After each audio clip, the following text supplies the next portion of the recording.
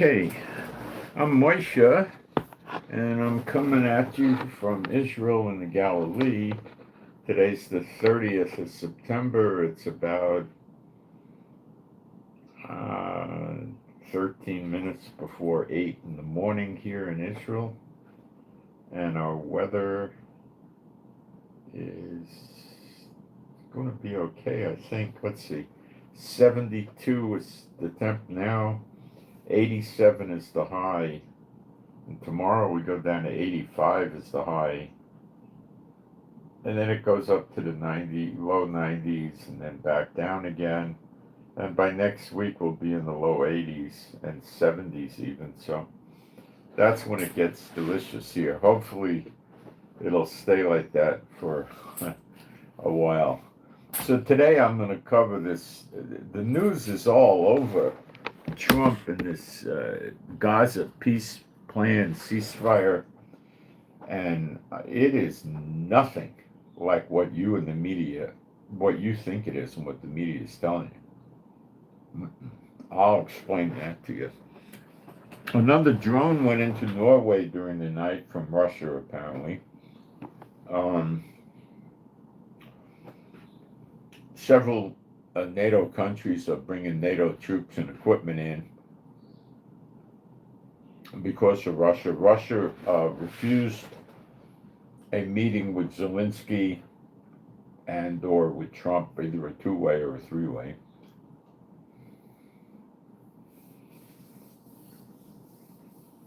Trump gave Zelensky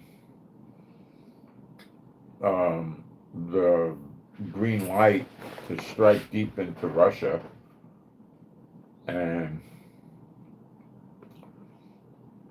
it's also being told that Zelensky's going to get Thomahawk missiles, and there's a deal with America worth $60 billion. It's probably a minerals deal. What else, right?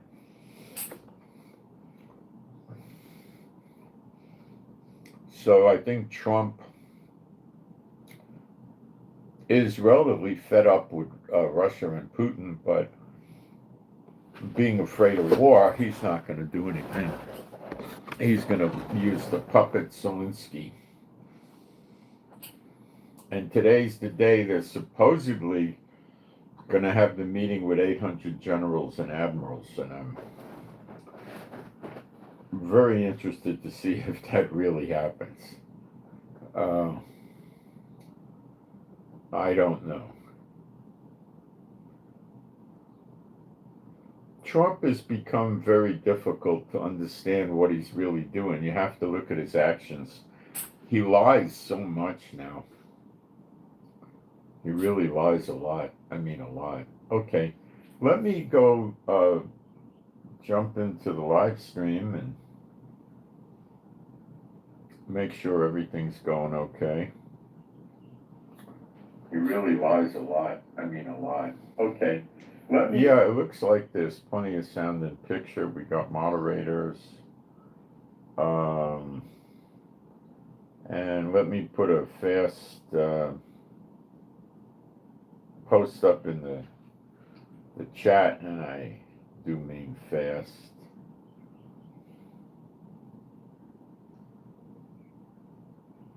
Boy, after you type on the phone, it's so small. You can type really fast on this thing.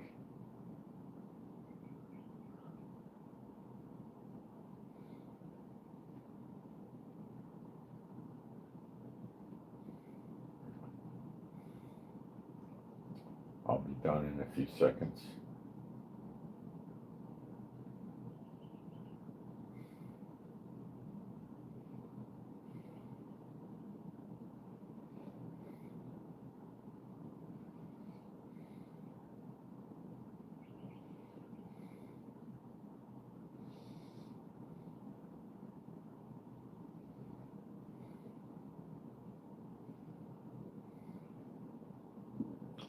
Okay, that's good. Got that done.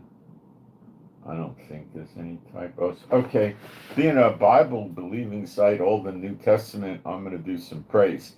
There is no God like Jehovah. There is no God like Jehovah. There is no God like Jehovah. There is no God like Jehovah. There is no God like Jehovah. There is no God like Jehovah. There is no God like Jehovah. There is no Messiah like Yeshua. There is no Messiah like Yeshua. There is no Messiah like Yeshua. There is no Messiah like Yeshua. There is no Messiah like Yeshua. There is no Messiah like Yeshua. There is no Messiah like Yeshua. Okay. So I guess a lot of you are concerned that there might be a war breaking out in Europe, and your concerns are well grounded. I expect something like this will happen. Right now, the ball is in Putin's court. In other words, Putin could make a war happen or make a war not happen.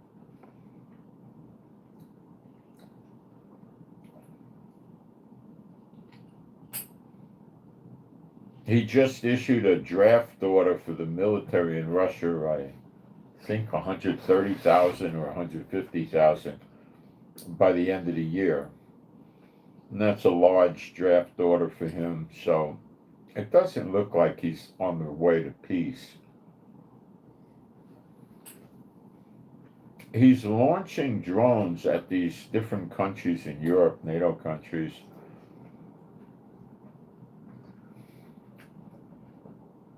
Using regular civilian tanker ships. He's copying Iran, basically, with that.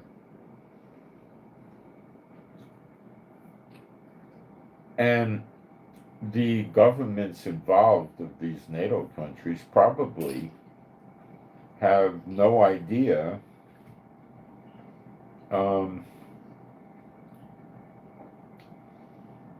which ships are doing it and where they are and so forth, because Russian tanker ships is not a rare thing, so they don't know. It's stealthy, and it could be used to launch weaponized drones.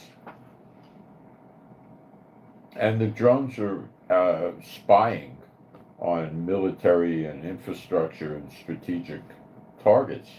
So Putin could be collecting target packages.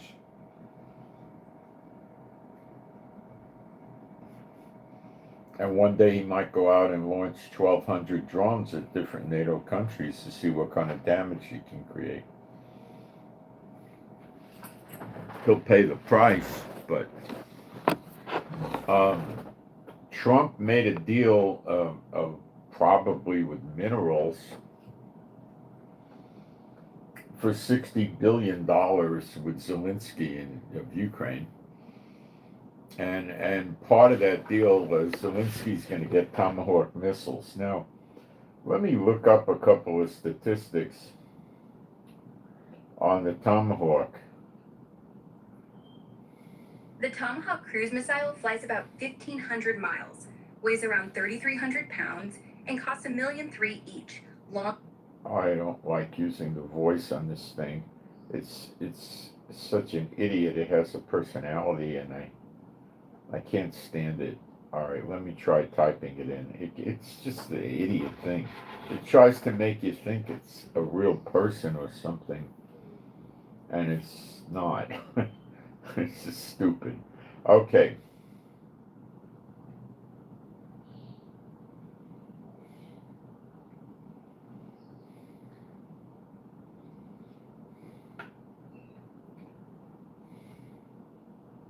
For looking things like this up, like what's the range and the warhead of a Tomahawk, the artificial intelligence is superb. It just gets in there. It seems to find good authoritarian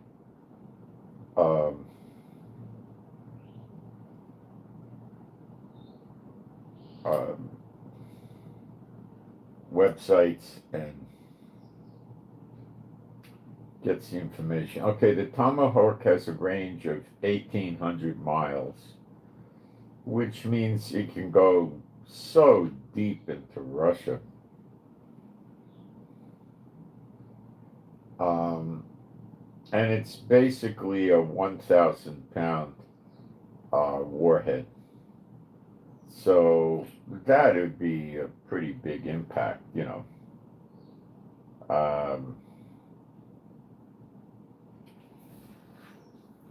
You don't want to be in a building that's hit with a 1,000-pound warhead. Chances are, if it's a solid hit on the building anywhere in the building will likely be condemned. The elevator shaft could be bad. The structure, I mean, it's a big warhead, you know.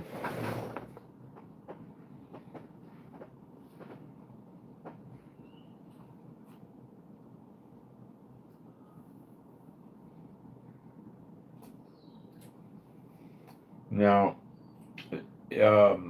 I imagine Trump's giving them smart Tomahawks that are going to have countermeasures.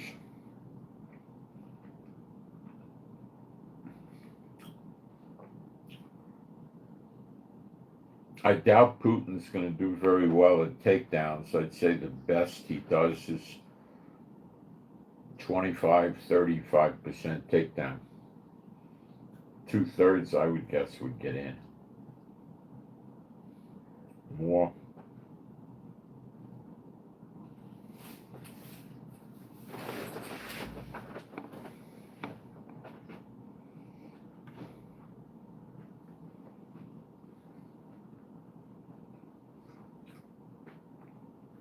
So if there's a war with Russia and the NATO countries, is that going to be a world war?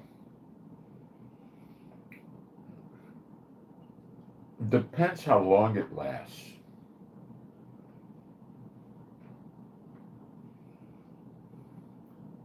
Probably will be.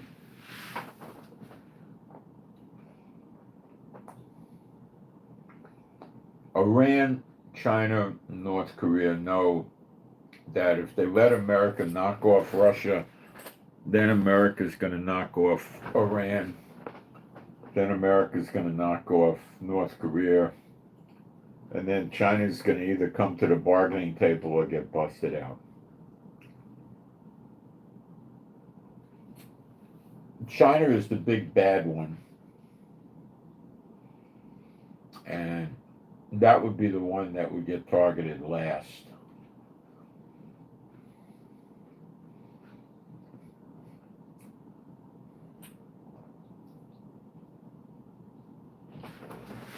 Iran and North Korea are predominantly localized threats. North Korea is a threat to South Korea and perhaps even Japan. And Iran is a threat just to the Middle East area. Russia could operate worldwide with long-range bombers, fighter jets, submarines, and lots of warships. And so could China.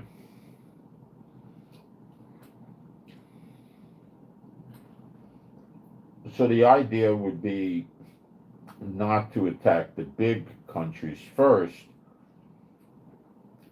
because then their proxies will support them. It's to knock out the proxies and then go after them. But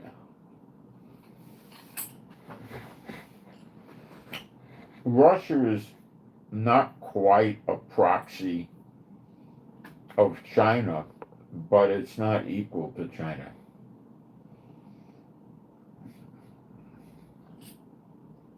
In this axis that China moves in, they're the most powerful. Similar to the axis that America moves in, it's the most powerful.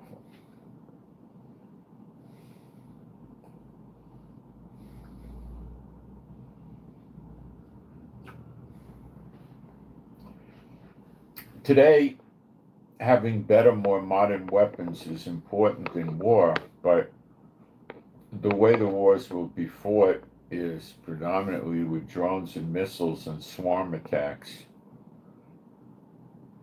I mean, we might see some naval battles, destroyer versus destroyer, but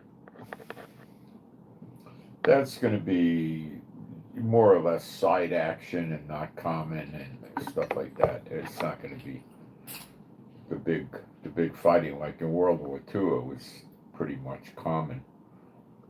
These warships would sit there and slug it out with each other, shooting each other with their artillery pieces and trying to hit them with torpedoes.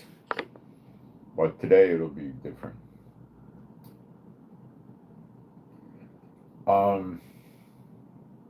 Aircraft will be very important. Now, if NATO fights Russia, Trump will have to be in on it because they're in NATO. But Trump's not going to do anything on his own. Now, regarding Iran, if Germany, France, and the UK decide they've had enough of Iran, and the snapback sanctions obviously aren't doing anything to get Iran to come to the table. They're not. They're continuing on their path of nuclear buildup, and they have no real intention of coming to the table at all.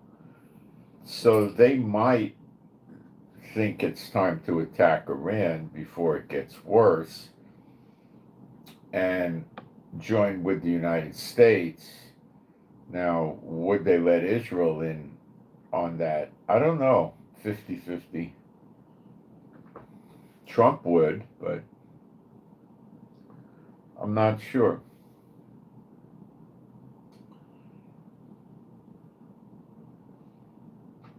Maybe they'd let Israel do it and tell Israel that if you run into trouble, we'll bail you out.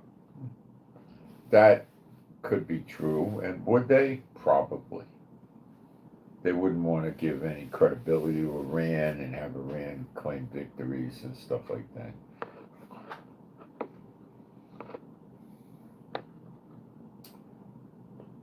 So Trump will fight Iran if he has the UK, France, and Germany and Israel in there with him, because that's rather overwhelming odds, and he'll say, yeah, let's go do it. You know, he'll do it.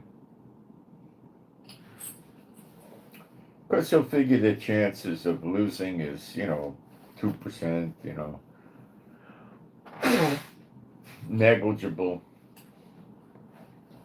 But you never know with war, and these are the latter days, the end times, and you double never know, you triple never know. So, are we going to see trouble in Europe with Russia? Oh, yeah. Oh, yeah. Oh, yeah.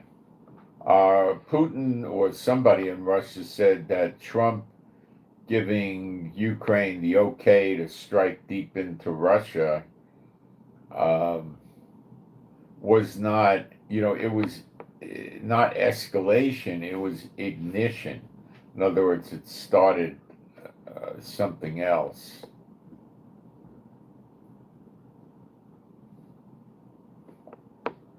So Ukraine will do it, and they'll probably have Tomahawks in a few days.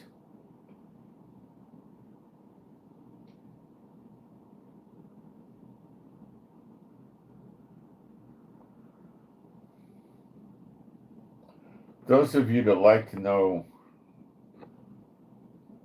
well, what's going on, it's pretty obvious, Russia getting targeting packages with the drones over many NATO countries is not sitting well with the NATO countries at all, because they understand what Russia's doing. They understand that Russia is violating their sovereign airspace, and they're not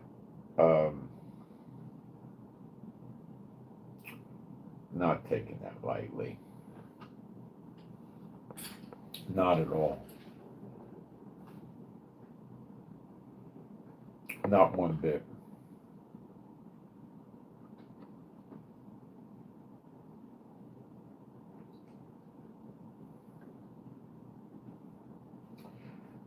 And Russia's not stopping. They did it again last night.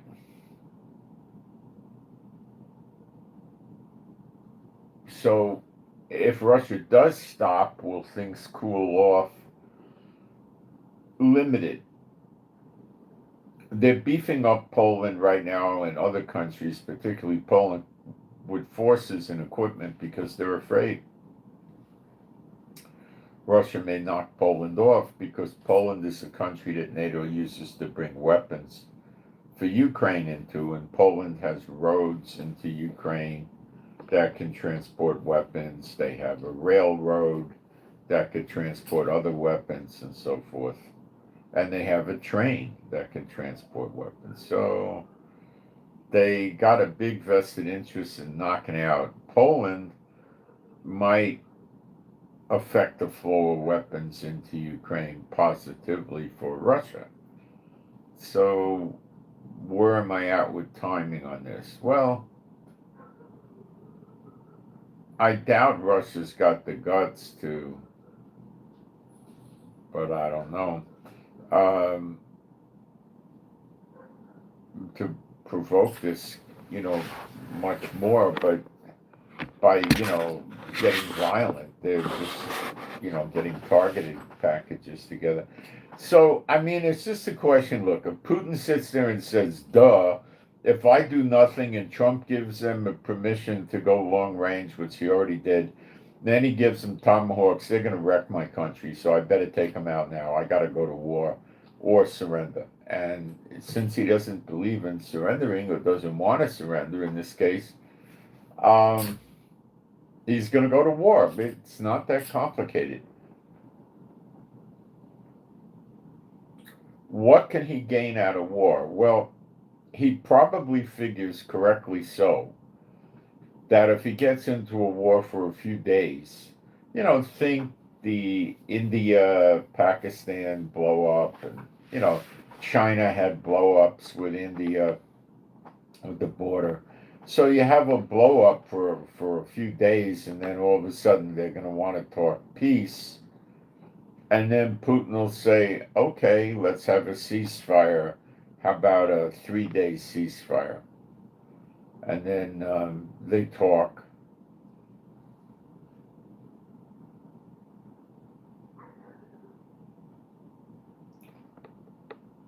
And if they reach a deal, then it's over. But Putin's going to use this to negotiate him keeping the land in Ukraine he already is occupying.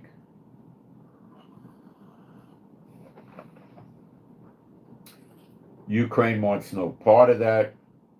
Putin's idea would be to go in, make Europe very uncomfortable because they haven't experienced anything like this in about 80 years. Go in there and make them very uncomfortable with attacks in several NATO countries. Russia's got to sustain the attacks on them, and it's going to take them time to probably 15 to 30 days for NATO to gear up and really come after Putin big time, and then Putin could create enough difficulty where somebody's going to tell Putin, come on, let's try to talk this out.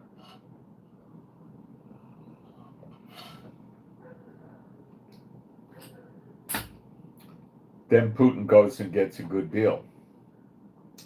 Will Putin try to take this all the way? Well, eventually EU is going to come in. Why? Putin's having a war with EU countries that happen to be in NATO, and EU's not going to like that. And the fact that they happen to be in NATO doesn't amount to a hill of beans to the EU. They're still EU members. It's like in America. Well, Russia's just been attacking Alabama and Mississippi. That's not all of us, so we don't care. No, you attack any state in America, you're attacking America as a whole. And you attack any member of the EU, you're attacking the EU as a whole. You need to be thinking of it as like America and the States. Okay, so the EU is going to come in. So if NATO's not bad enough, add in the EU.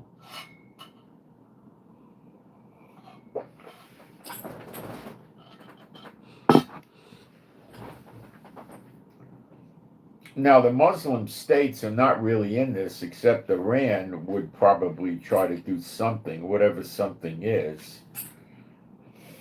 Would Iran send troops to Russia?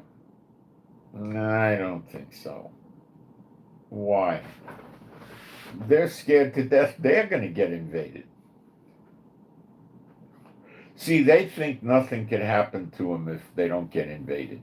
All you're going to do, they'll break our ports, our piers will need rebuilding, we'll lose electrical generators, airports will be blown up, radar will be blown up, missile systems, storage facilities will be blown up, so what? We'll rebuild.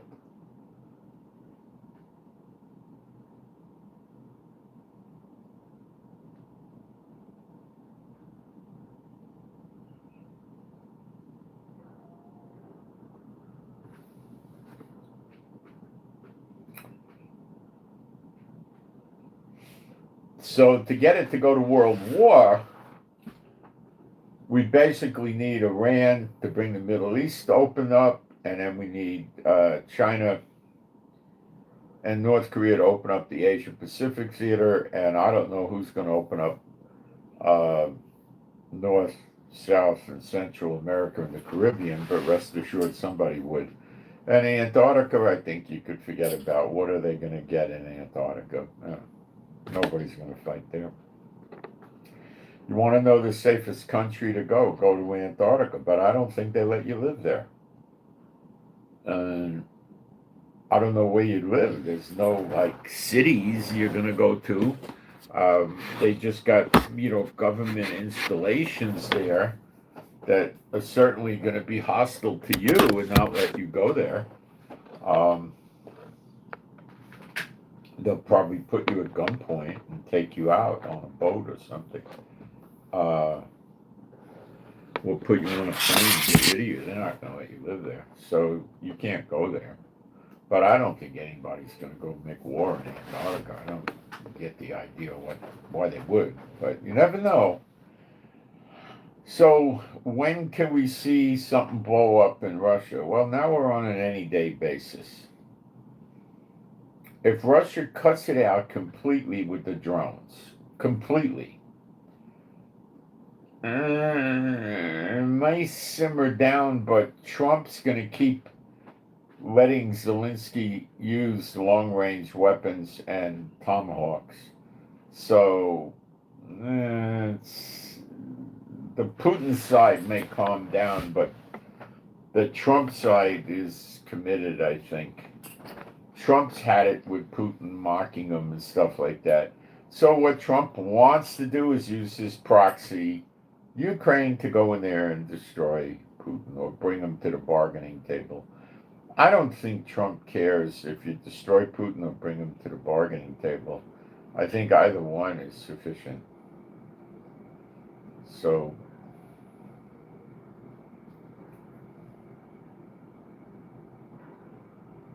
that's what we got going on over there. Now we need to talk about Trump and the peace plan in Gaza. Let me look at the live stream first. Now this peace plan is got a lot of news attached to it, and I'm going to show you what's really going on, but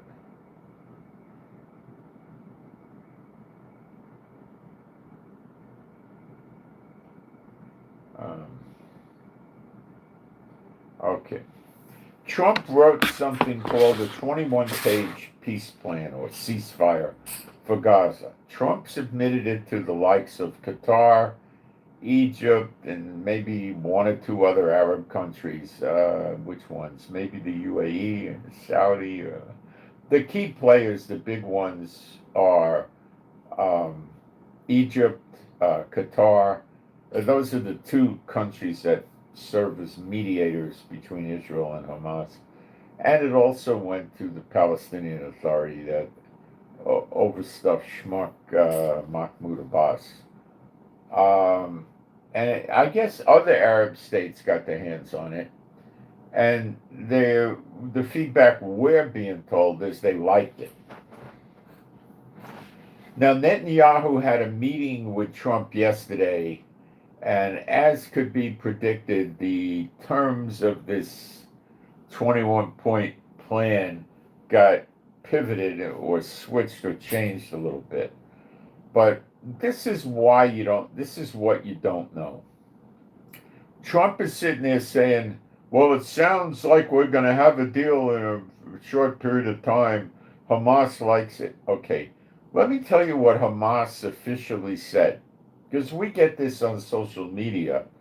It appears in Arabic and Farsi, which is Iran, and Hebrew, and it gets picked up, and I put it on my Telegram. They said that they were never given a copy of this peace plan, and at the same time, Trump is running around saying, oh, it looks good, we're close, right? Lie, liar, liar, pants on fire. Okay, now what is the latest, like the last 12 hours or so from Hamas? They did read it, but they're still saying they didn't get everything, but they got the overview of it. And they said they're not happy. It sounds very much like what Israel wrote. Not entirely true. So do I think that this peace plan, and I'll cover the peace plan with you momentarily, do I think this peace plan has a chance of going through? I give it a maximum 10%, probably 2%, okay? Its chances are slim and none in its current state. Okay, so what does it involve? Does it involve now, after Netanyahu spoke with Trump, does it involve Israel pulling out from Gaza immediately, lock, stock, and barrel? Okay, this is Netanyahu, your leader, your commander-in-chief. Pack up and leave. Go home. Play with your kids. Say hello to your wife. Go eat out. Have a shawarma. No. It's a phased-out withdrawal. And Israel, for an indeterminate period of time, leaves troops in a buffer zone. Buffer zone is a piece of Gaza land. Now, it's going to be about, there's going to be variance. I don't know what the latest is, but the more recent, it's about 1 kilometer wide up and down all of Gaza, which is like 25 miles. That would be 1 kilometer wide is a little more than half a mile, 0.6. So that would be what you would call a no man's land for Gaza. If they walk onto that piece of land, that strip, they could get shot, they could get run over.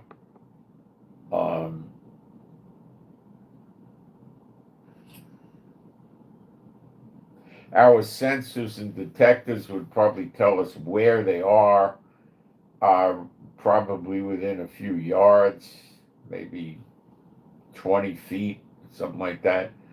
And a helicopter or jeeps would come barreling down. A jeep could, a Humvee or something with a machine gun and could, go 60 miles an hour and, be there rather quickly. It's not going to have to go 25 miles. It might have to go 2 miles or 3 miles and interdict the character, like fire burst over his head kind of thing, right? And search him and try to figure out what the character was doing,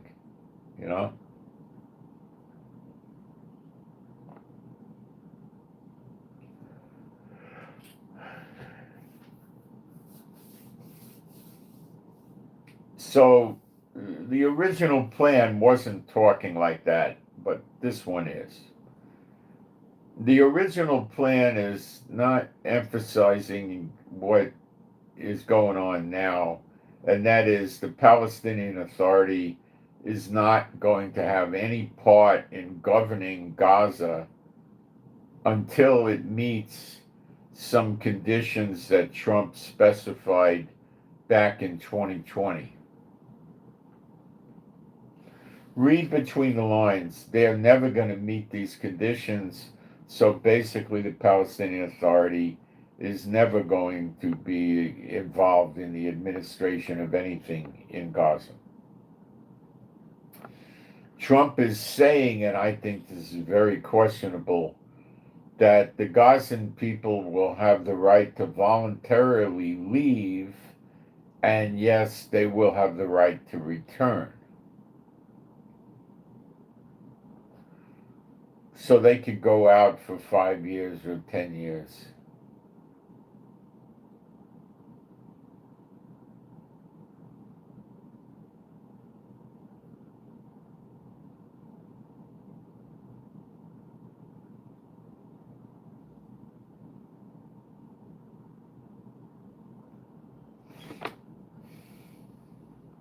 I'm thinking here. Israel is not allowed to populate or go back and settle in Gaza. Now, you've got to understand that I'm telling you, I think this Gaza thing is the last straw that Jehovah's going to put up with Trump in the United States. This is it. So he's stipulating that we will not put Israelites or Jews back into Gaza. It's ours, and he's telling us it's not. Now, Netanyahu is assuring us after he spoke with Trump that there is no clause or caveat or hook in this thing that says that there's going to be a Palestinian state. He got Trump off of that. Okay? So basically, what happens? Immediately, all the living hostages, and I believe the deceased bodies, got to go back to Israel. That's at onset. That's before anything happens. And after that happens, then Israel will begin a partial withdrawal. And there will be a cessation of the hostilities. Now, what Hamas might do is sign it and not release the hostages and all kinds of stuff like this. But there's nothing that makes me or anybody else in the world who follows this think that Hamas is going to sign it. Now, there's another thing that Trump did. He told Qatar, the real leaders of Hamas reside in Qatar, living the lap of luxury, a millionaire's existence. So Trump told Qatar, if these characters don't sign the treaty or the ceasefire, whatever you want to call it, that Qatar has to throw them out. And in return for that, something weird happened yesterday. Netanyahu called Qatar up after killing the Hamas people there a few weeks ago, called them up on the phone and said, I want to apologize for violating your sovereign airspace to conduct these targeted assassinations. I'm sorry, I won't do that again. That was Trump leaning on Netanyahu to do that, so Qatar would have to tell the leaders of Hamas they're going to be leaving if they don't sign it. Now, where would they go? Would they go to America, London, Zurich? Of course not. They would go to one of two places. The number one location they would go to is Turkey.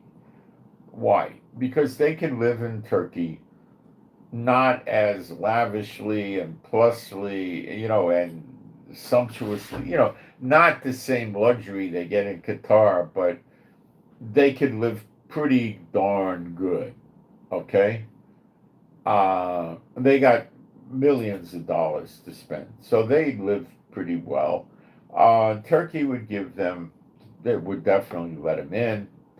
Turkey would give them 100 soldiers to bodyguard their residence or mansion they moved into, and they would get police escorts with sirens and stuff when they rode around, all that junk, right?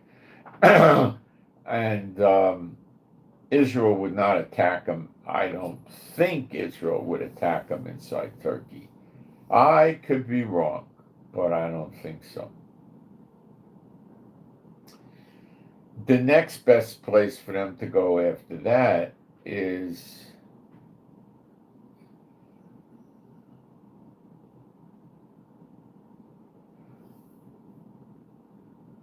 Egypt. After Turkey comes Egypt.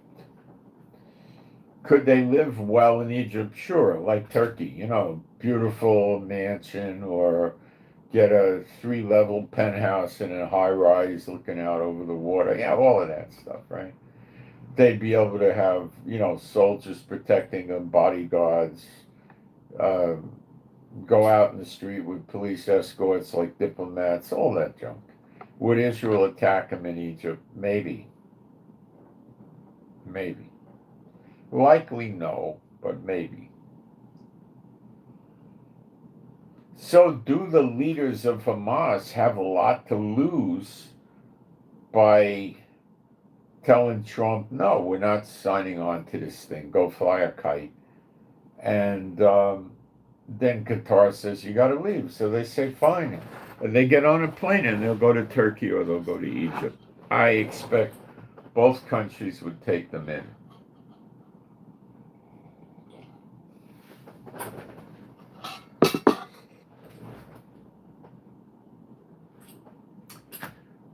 Egypt may have a little bit of reluctance, but they'll take them in.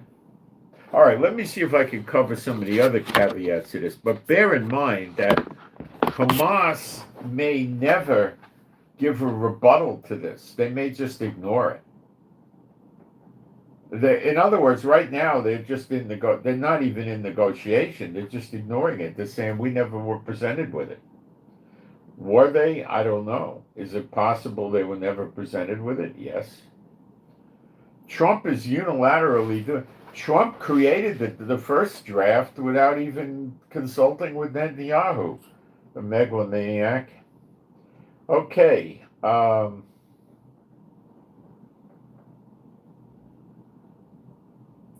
Let me remind you of something. I'm going to read you from Jeremiah. Let's do it from Jeremiah 46, verse 28.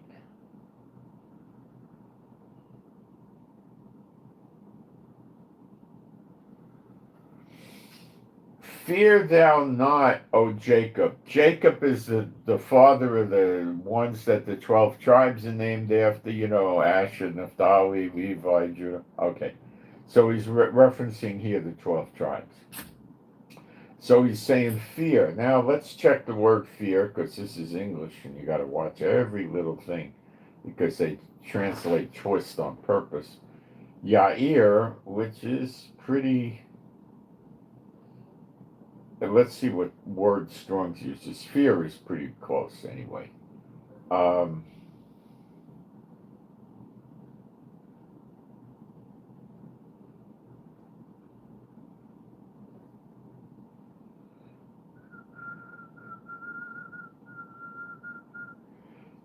Fear or be frightened. It's pretty decent translation, no doubt, on this one. Okay, fear thou not. So don't be afraid, O Jacob, the 12 tribes. And then he calls them my servants, my servant, saith Jehovah. So it's Jehovah talking, no higher authority. For I am with thee. Okay, let's check the words here. I is ani, it means I. With. It sounds pretty... it's a vague word. It's got a lot of different... Let's see how Strong's puts it.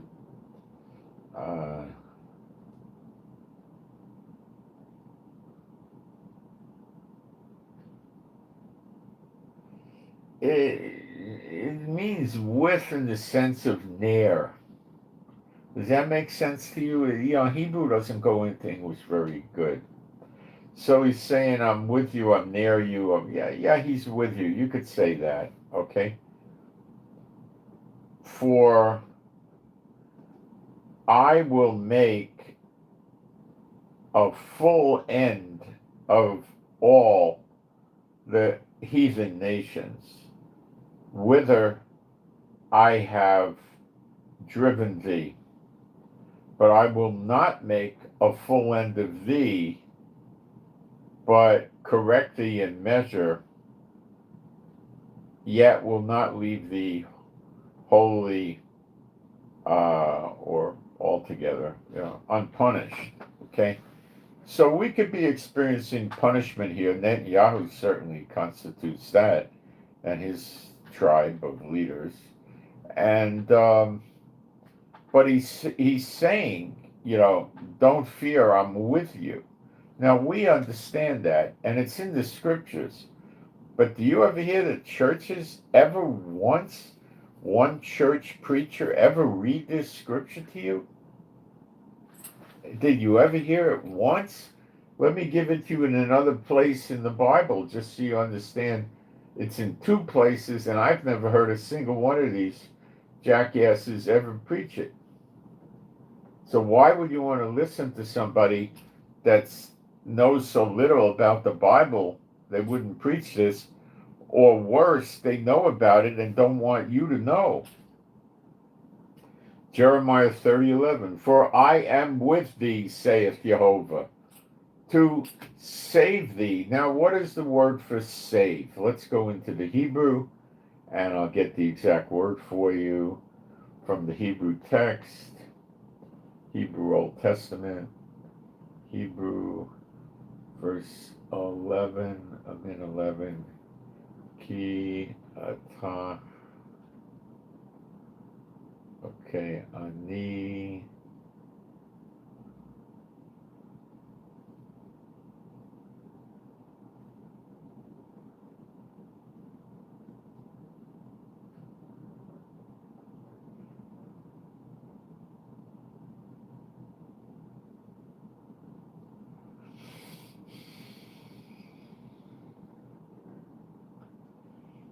it basically it's saying Yeshua, he's basically saying he's here to save. It's decently translated, but to save is not really the real meaning of the word. Again, Hebrew doesn't go into English. It's to salvation you. Okay?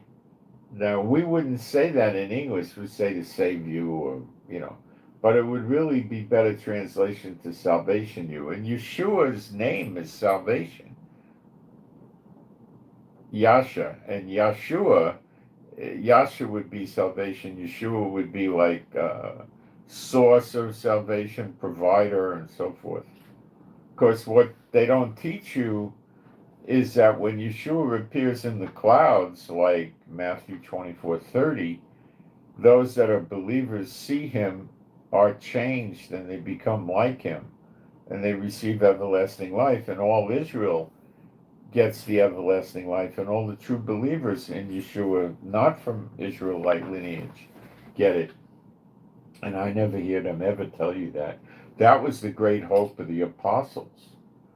It's in John 6:40, 1 John 3:2. You got to read Revelation 1:7, and you see it being fulfilled in Zechariah 12:10. Plain as day. Plain as day.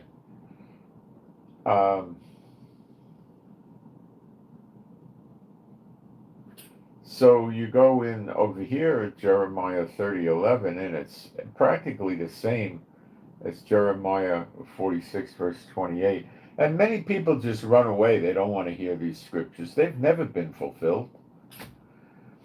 For I am with thee, saith Jehovah, to salvation thee, though I make a full end of all the heathen nations whither I have scattered thee, yet will I not make a full end of thee, but I will correct thee in measure, and will not leave thee altogether unpunished. Now, there's, things that you guys need to know about that they don't generally teach you. Let me find this. It's in Zechariah 1.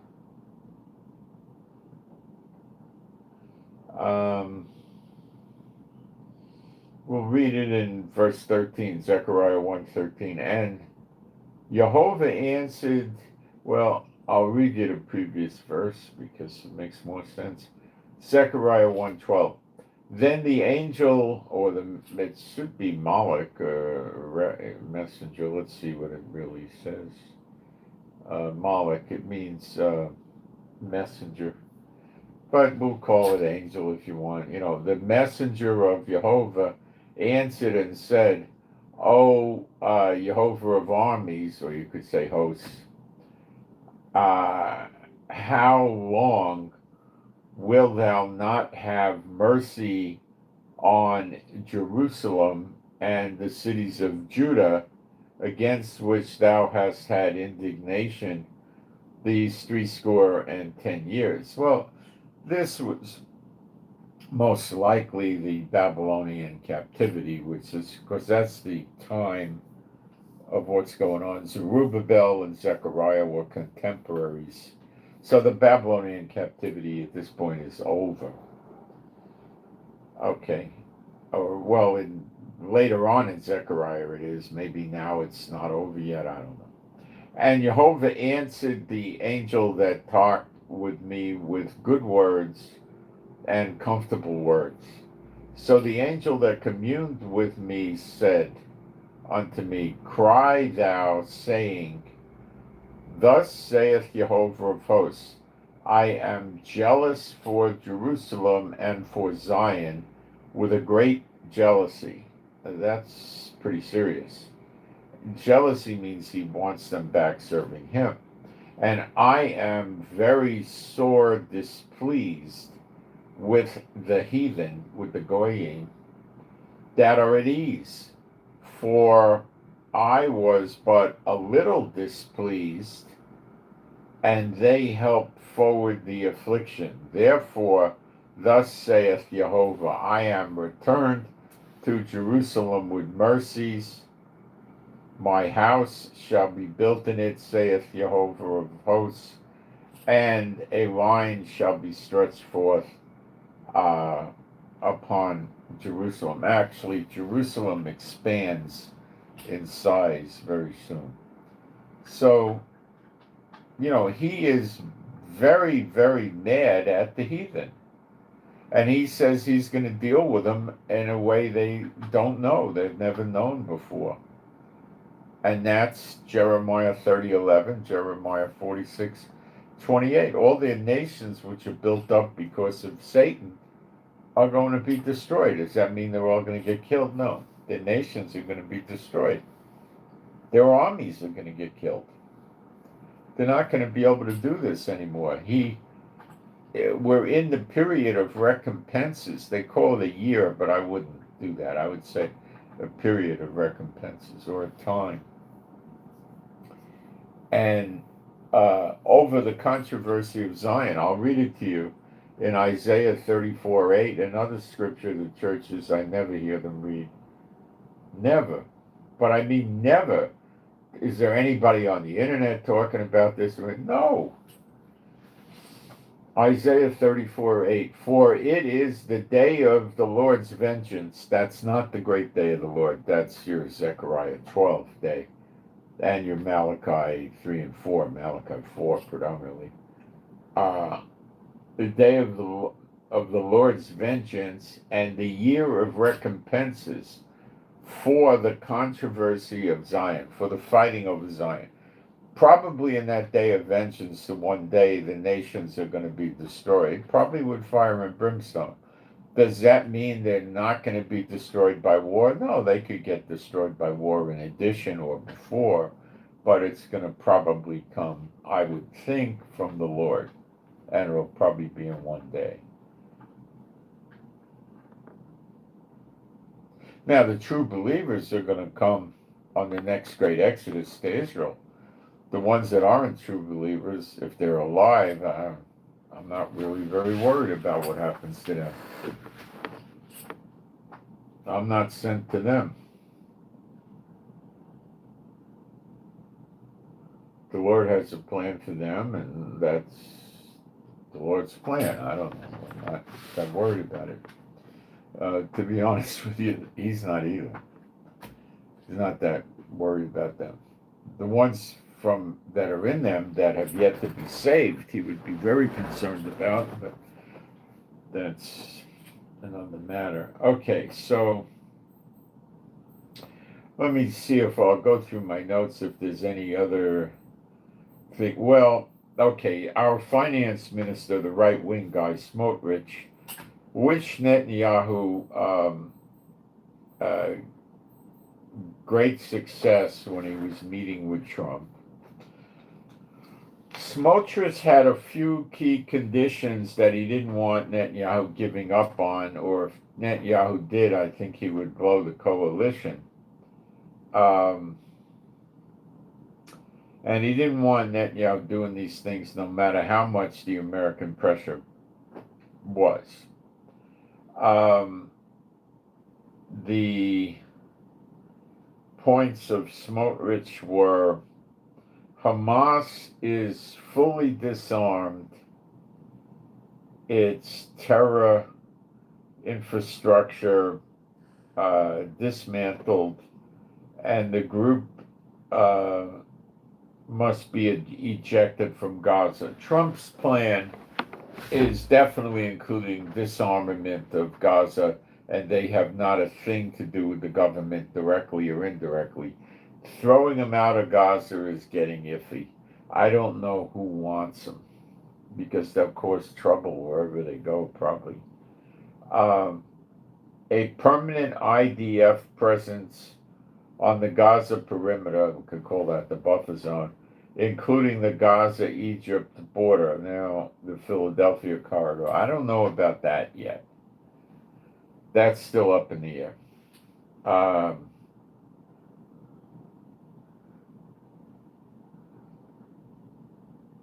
They want no involvement of the Palestinian Authority in Gaza. I think they got that.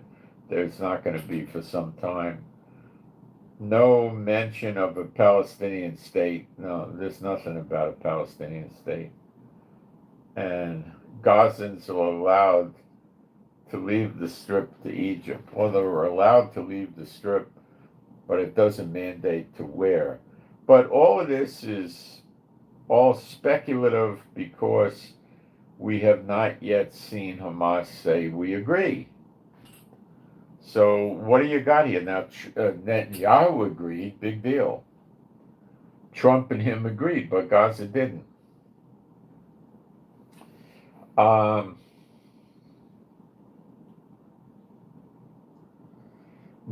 Trump is telling Hamas that they got a few days to sign this, or he's giving Netanyahu complete support from America to finish the job.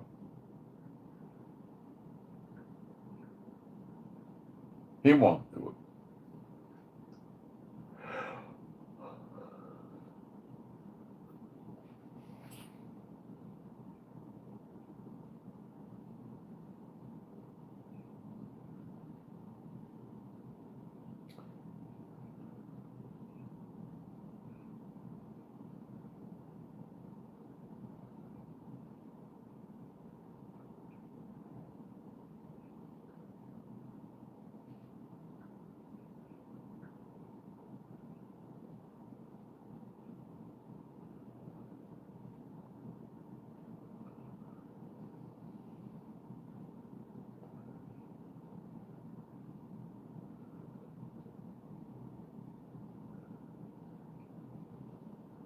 So Netanyahu is saying Trump ruled out a Palestinian state. I believe that.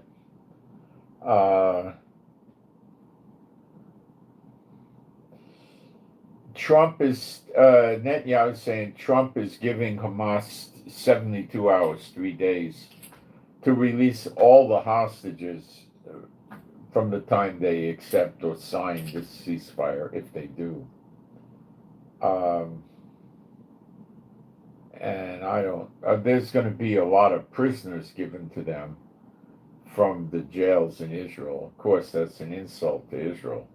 We'll probably have to come up with 2,000 prisoners.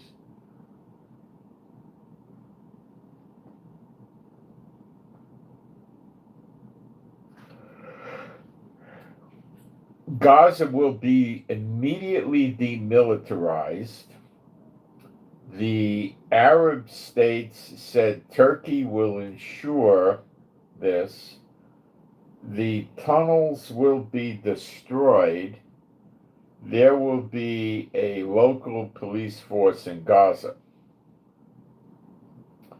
The Israeli forces will withdraw in stages.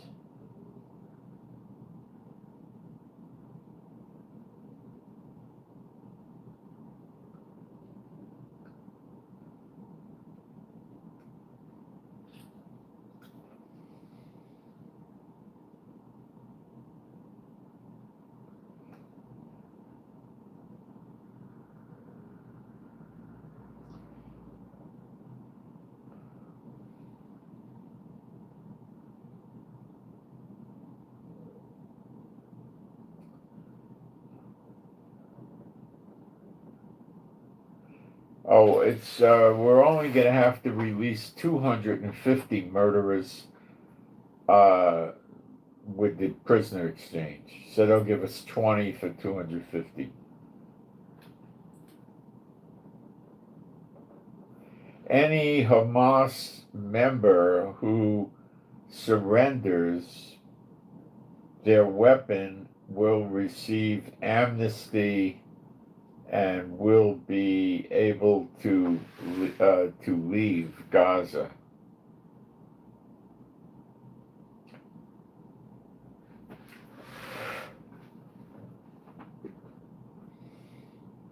Gaza will be administered by a temporary government through a technocratic committee of Palestinians and internationals under the supervision of Peace Council headed by Trump and Tony Blair. So Tony Blair, who's British, former PM, will really have the say over the thing. So Trump is just going to jockey the thing and not rebuild it until the Gazans leave, so he can get his country club resorts with gambling going, I'm pretty sure.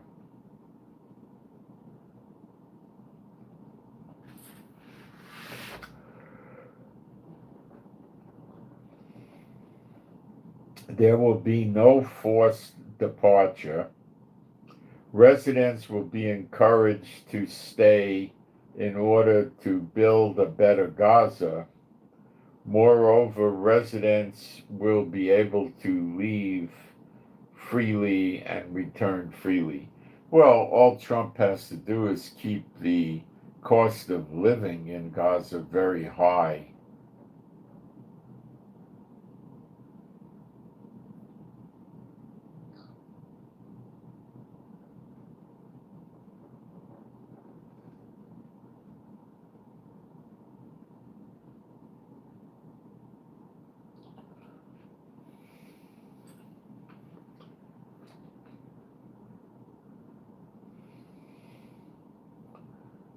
The Palestinian Authority will be able to take control of Gaza only after completing the nearly impossible reforms of the Trump plan in 2020. So the Palestinian Authority is not going to have anything to do with it. They're the ones with the slave for pay, and it's not going anywhere with them.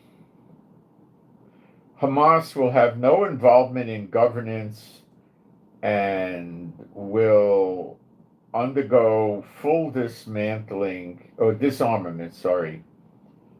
with an international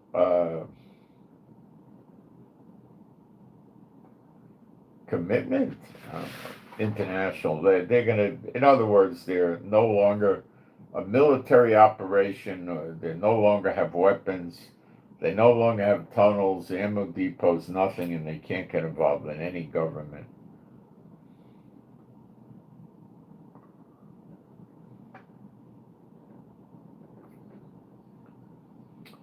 The United States and additional countries will ensure the immediate deployment of an international stabilization force in Gaza. There will be no annexation of Gaza by Israel.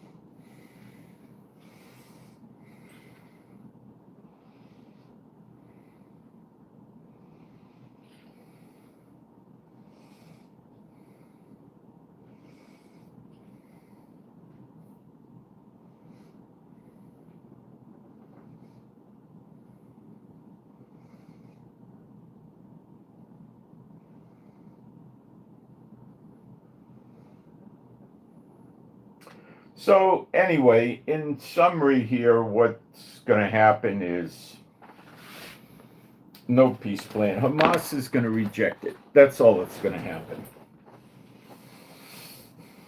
And the other things that are going on, which could flare up, a Dutch cargo ship, this is pretty serious, was, they don't know what happened. All they know is an explosive device blew up their ship near Yemen yesterday, I'd say in the last 24 or so hours, and they don't know what the heck it was. And within hours of that, another ship, I believe it's not the same ship, got hit by a missile near Yemen, and two of the crew were in bad shape and they had to abandon ship. I believe they're two different instances. So this is, again, causing a lot of people in different countries to want to go after Yemen again. And it also shows us that Yemen is stepping forward and they're more aggressively closing the Sea of A. You know, basically the Red Sea and the waters underneath or to the south of Yemen and Saudi Arabia, they're going to be closing those with missile strikes. And probably Iran will close the Straits of Hormuz, shutting down the Persian Gulf.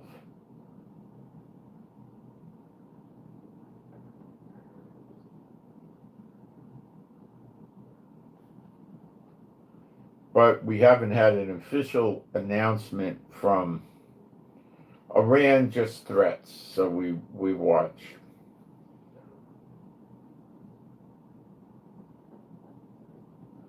We're getting some figures on Trump and his self-deportation. I think the people can get $5,000 from the government for deporting themselves if they're in America illegally with amnesty, but I don't think they could come back. And I think Trump's got over 2 million people out of America since he took office with self-deportation as well as regular deportation. And that is a reasonably decent amount of results, I'd have to say. But the problem is massive.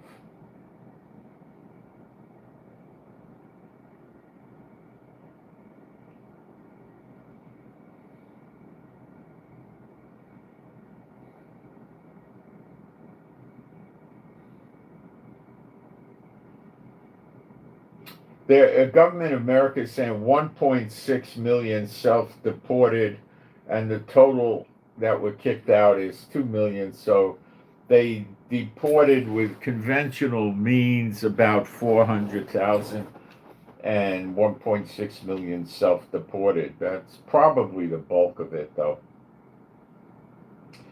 Now, this is very troubling. The Flotilla with Greta Thurman, that jerk, is now 40 ships, but it's expected that more ships will join them in the coming days, but how many we're unsure of, but it'll definitely be some. They have 4 warships accompanying the flotilla, predominantly because the flotilla said that the Israelis flew a drone over them and dropped incendiary devices on several of the ships, which to me sounds far-fetched and fictional. I don't believe Israel would do anything stupid like that. It had no real value, and I doubt it. But so Spain has sent a warship to accompany them to keep them safe. Italy has sent the warship, probably destroyers, to keep them safe. And Turkey has sent 2 warships to keep them safe. So we now have 4 warships escorting this cockamamie flotilla to bring humanitarian aid into Gaza, which is a joke. How much aid can they have? Most of their boats are 30, 40-foot boats. They don't have any 800-foot boats that got 9 decks or anything, nothing like that. Small, little, nothing fishing boats. So what happens if they come to Israel, and will these 4 warships violate Israel Israel water space, sovereign water rights, and say, well, we're going into Gaza. You don't have control of Gaza water rights. It belongs to the sovereign Palestinian state of Gaza, not you, and you can't tell us not to go there. That would be a very serious problem. Trump would not put up with that. So I think they won't do that. And I think that Israel will turn them away, and that's that. Tell them they could dock in Ashkelon and get deported, or they can go to Lebanon and do whatever the heck they want in Lebanon, or they could go to Egypt and do whatever the heck they want in Egypt, but they're not going into Gaza. It's a war zone. This would be a way of stopping the war. They would spread themselves out amongst the Hamas and say, well, you're going to kill Greta and her gang, and these are civilians, they're peacemakers, and, all kinds of sick stuff. Greta and them will say that people are starving, they're being tortured, they're being burned alive, buried alive with red ants, and everything else, I don't believe that's going to happen, and I don't think that these warships are going to go and push into Gaza. Israel has a navy that's effective, believe me, and a lot of airplanes that could take their ships out, so I don't think anything's going to happen. But you never know. It's in end times. It could break into some sort of a war or a blow up or something. I don't know. The nations would shut it down. They wouldn't have let it go to war, but it could get out of hand.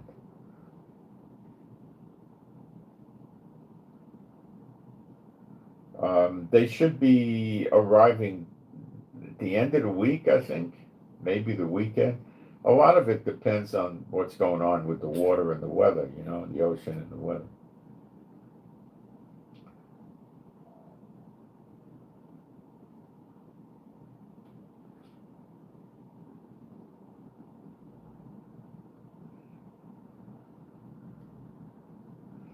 Over the weekend in the United States, 9 dead from mass shootings and scores, in other words, dozens of people wounded just over the past weekend in America. The scripture in Jeremiah 50 or 51 says violence in the land. Well, you sure got it. 8 dead and 17 missing as Typhoon Buali, a typhoon hit Vietnam.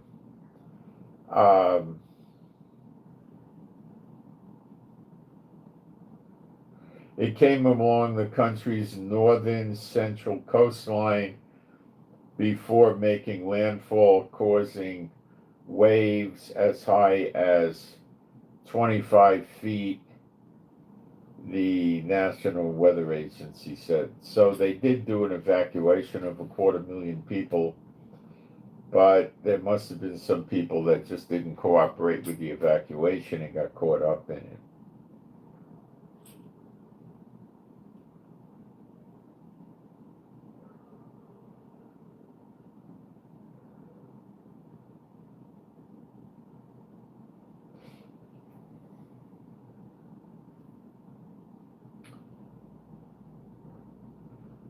So let me see what else we got here. Oh yeah, this is very, very interesting. An Israeli filed a complaint during this month of September with the International Criminal Court in the Netherlands, charging Iran with genocide and other crimes due to their participation in the October 7th, 2023 slaughter in Israel. The complaint filed on behalf of an Israeli whose family was murdered and kidnapped on October 7th demanded an investigation and arrest warrants for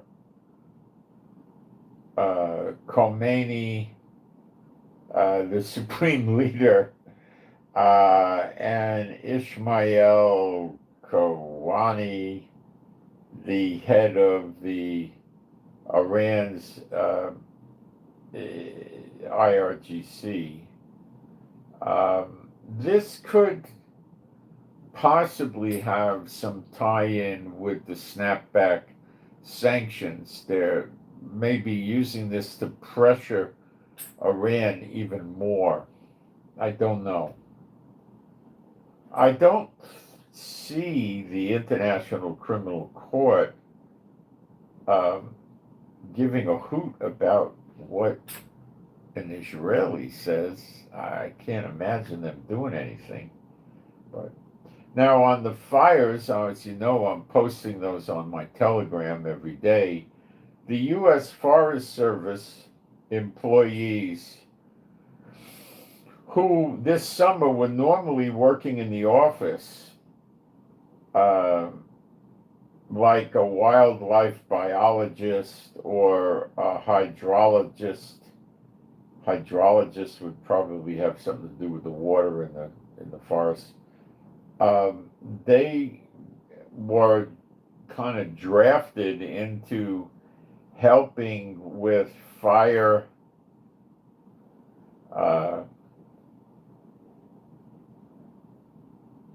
working with the fire effort, information. So in other words, they didn't give them, a hat and boots and tell them go put the fire out, but they got them off for their research and other things they were doing to coordinate with providing information about the firefighting efforts. So they were actually not working as frontline firefighters, but they were involved.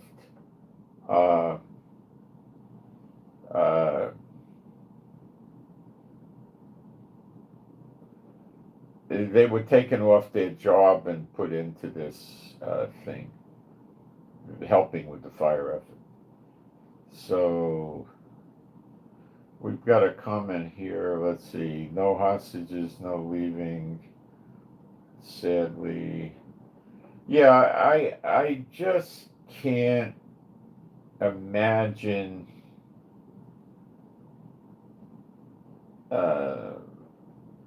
Hamas agreeing to the Trump proposal, and that means that it seems more of a sham deal. Okay, Trump wanted to smooth things over with the Arabs. So Trump tells publicly Netanyahu no annexation of the West Bank. And then he probably told Netanyahu quietly, there's not going to be a Palestinian state. I'm sure of it. Pretty sure of it. And not anytime soon anyway, But then he tells Netanyahu to shut the Arabs up, make them happy. You're not going to occupy Gaza. The Jews are not moving back in Gaza.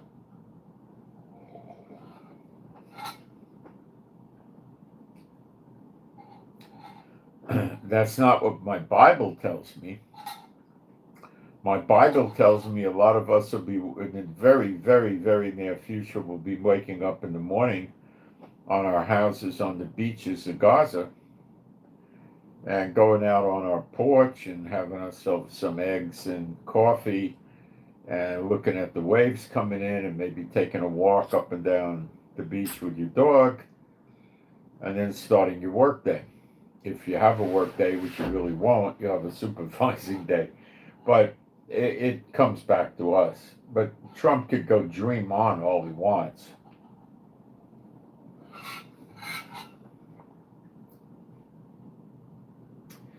So then him and Netanyahu cooked up this 21-point peace plan. And they gave it to Qatar, Egypt, and I guess one or two other Arab countries who never gave it to Hamas. And Trump is going out there, we're close, we're directly negotiating with Hamas and indirectly. He said directly negotiating with them.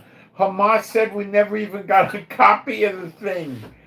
What? How can he be directly negotiating? They never even got a copy of the thing. You see how stupid this Trump can be?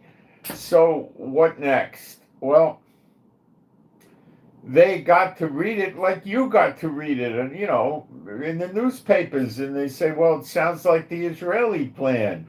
We're not, but they're still saying we never got a formal presentation of it.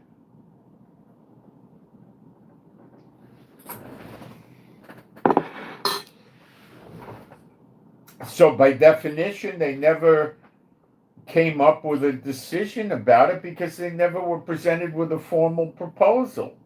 What are they going to do? Make a decision about something that appears in the media?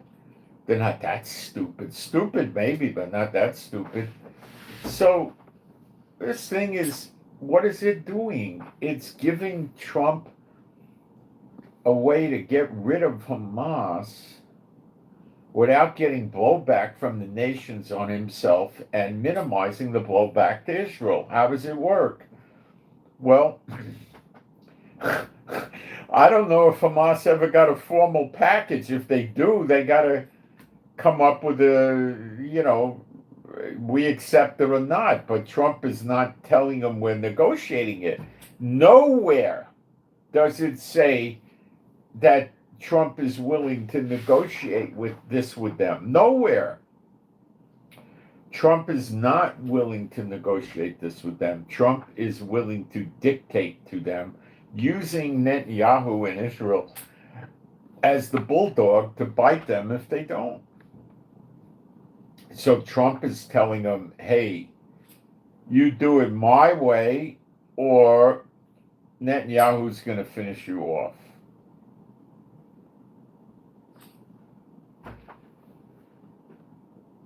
What does Hamas do? Well, what do you think Iran, their benefactor, their economic benefactor, is going to do? It's going to tell them to hang tough. The Khomeini's not in there getting bombed. He don't give a hoot. The jackasses in Qatar sitting there, eating filet mignon and lobster tails, they don't care. Don't give in. Stay there. Don't give them the hostages. Stay there. Stay there. They won't do anything. Stay there. Oh, they will. They will.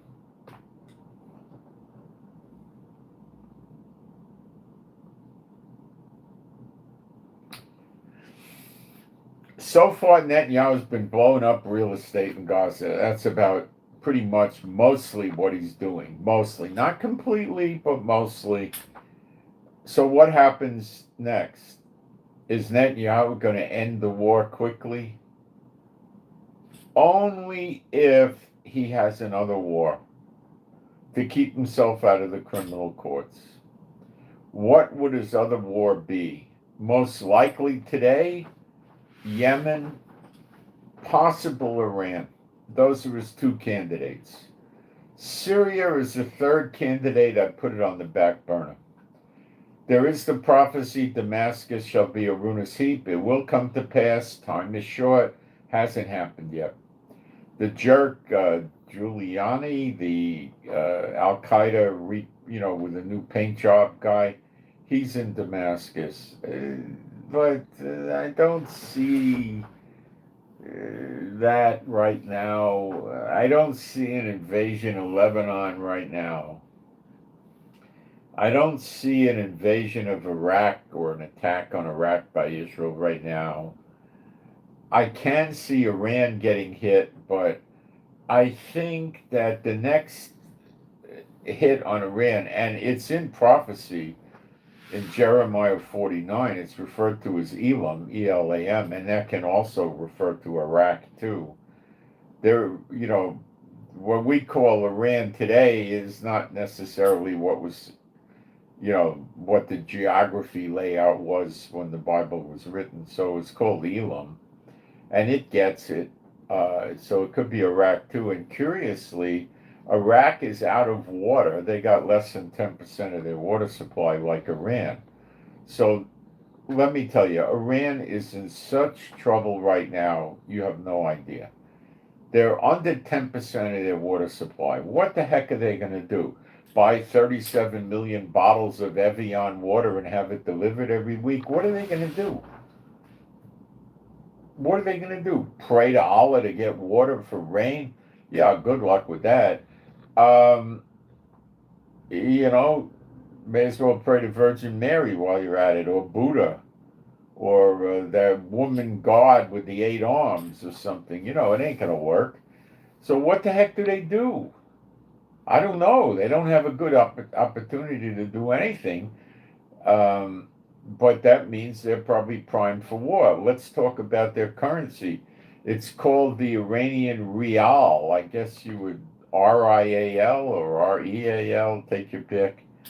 $1 buys 1.13 Iranian Rial, which is their dollar.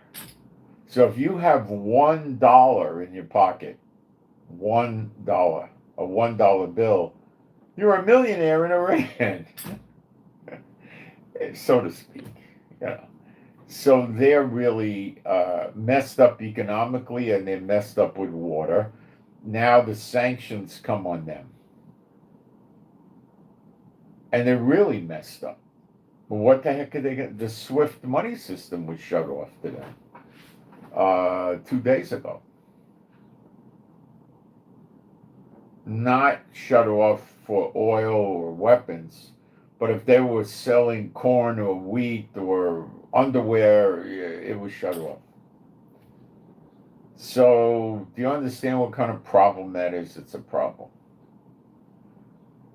Yeah, they could trade within BRICS, but they can't move restricted product, which is any kind of weapons or weapons materials, okay, or oil, and I believe it covers LNG, liquid natural gas, as well. And if any of the UN memberships interdicts them, which every country in the UN has the right to interdict them, and they see that it's, let's call it contraband or prohibited items, they could confiscate it. And I'm sure that they don't have to pump the oil out of the oil tanker. They could take the whole ship. And the insurance companies are not allowed to insure any Iranian vessel carrying these prohibited items, like any weapons or weapons-making materials or oil or LNG gas.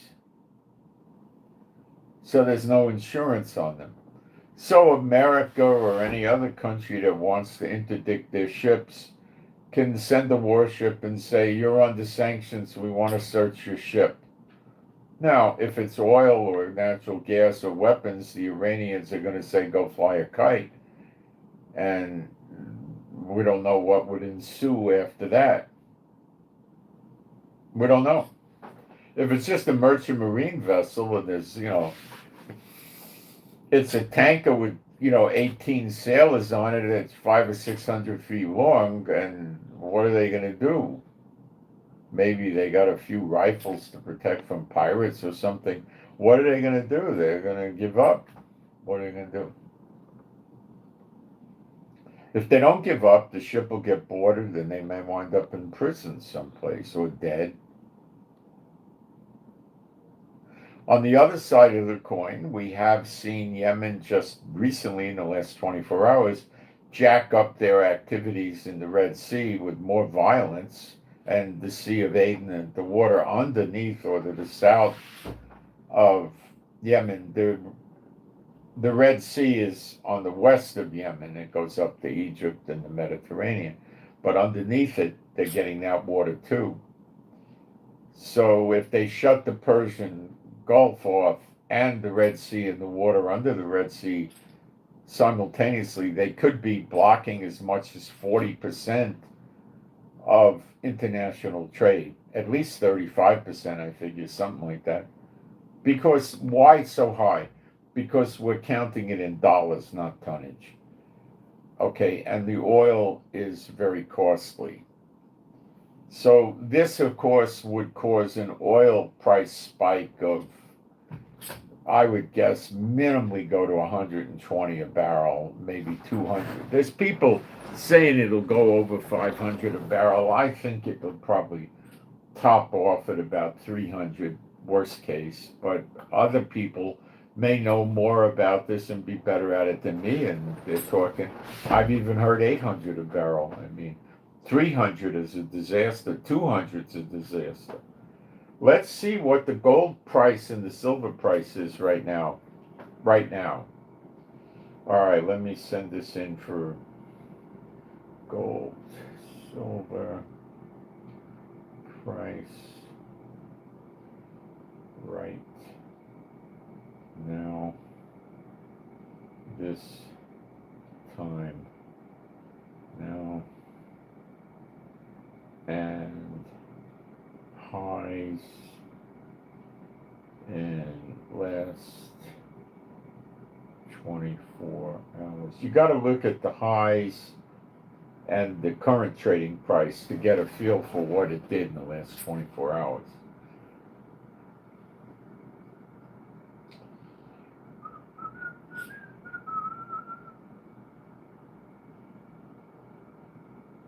Oh my, it's climbing.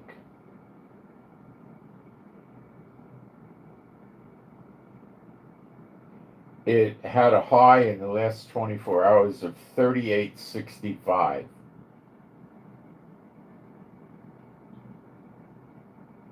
Wow.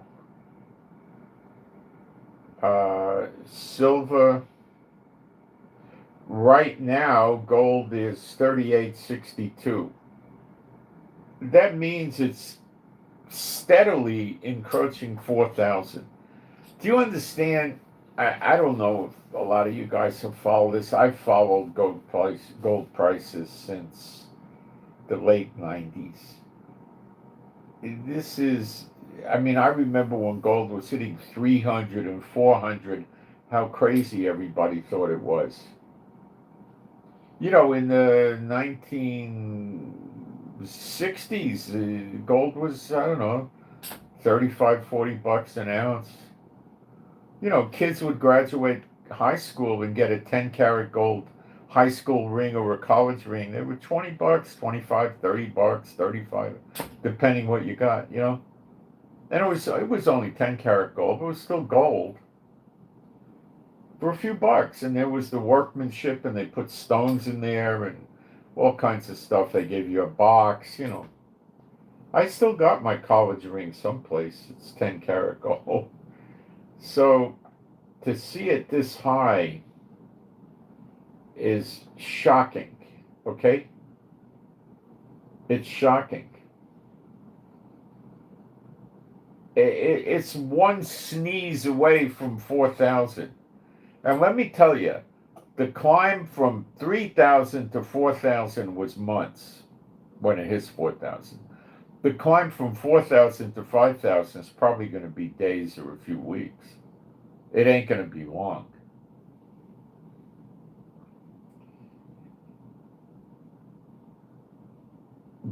Silver is almost $47 now. It hit a 14-year high, $46.98, which is what it is trading at now.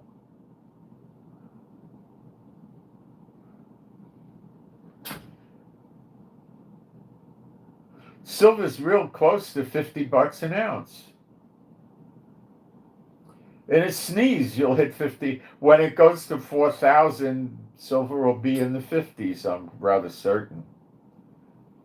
But I think when gold gets to in the 4,000s, like 42, 4,300, I think you'll start seeing silver get into the 60s and 70s. It needs to get caught on, you know. Now, I told you this the other day, and I'll tell it to you again. This has ruined the jewelry industry. It's destroyed it. Because people can't go out and buy a ring made out of gold. Now they got to get it out of stainless steel and have it, what do they call it, PVD or something coated.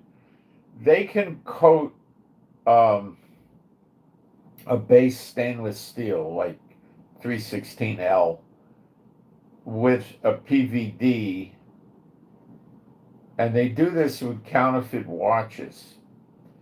The coating is so good now that a jeweler would have to put it in a good light, maybe take it outside or get it under a bright light. But a bright light inside is going to reflect. It's not going to give them a true reading.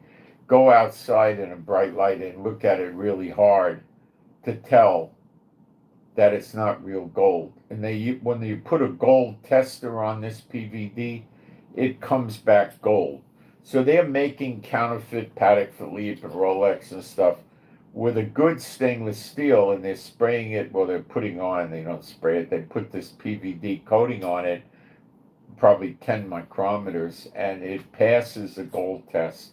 And it looks not exactly like gold, but this is the thing. What does gold look like? Let me explain.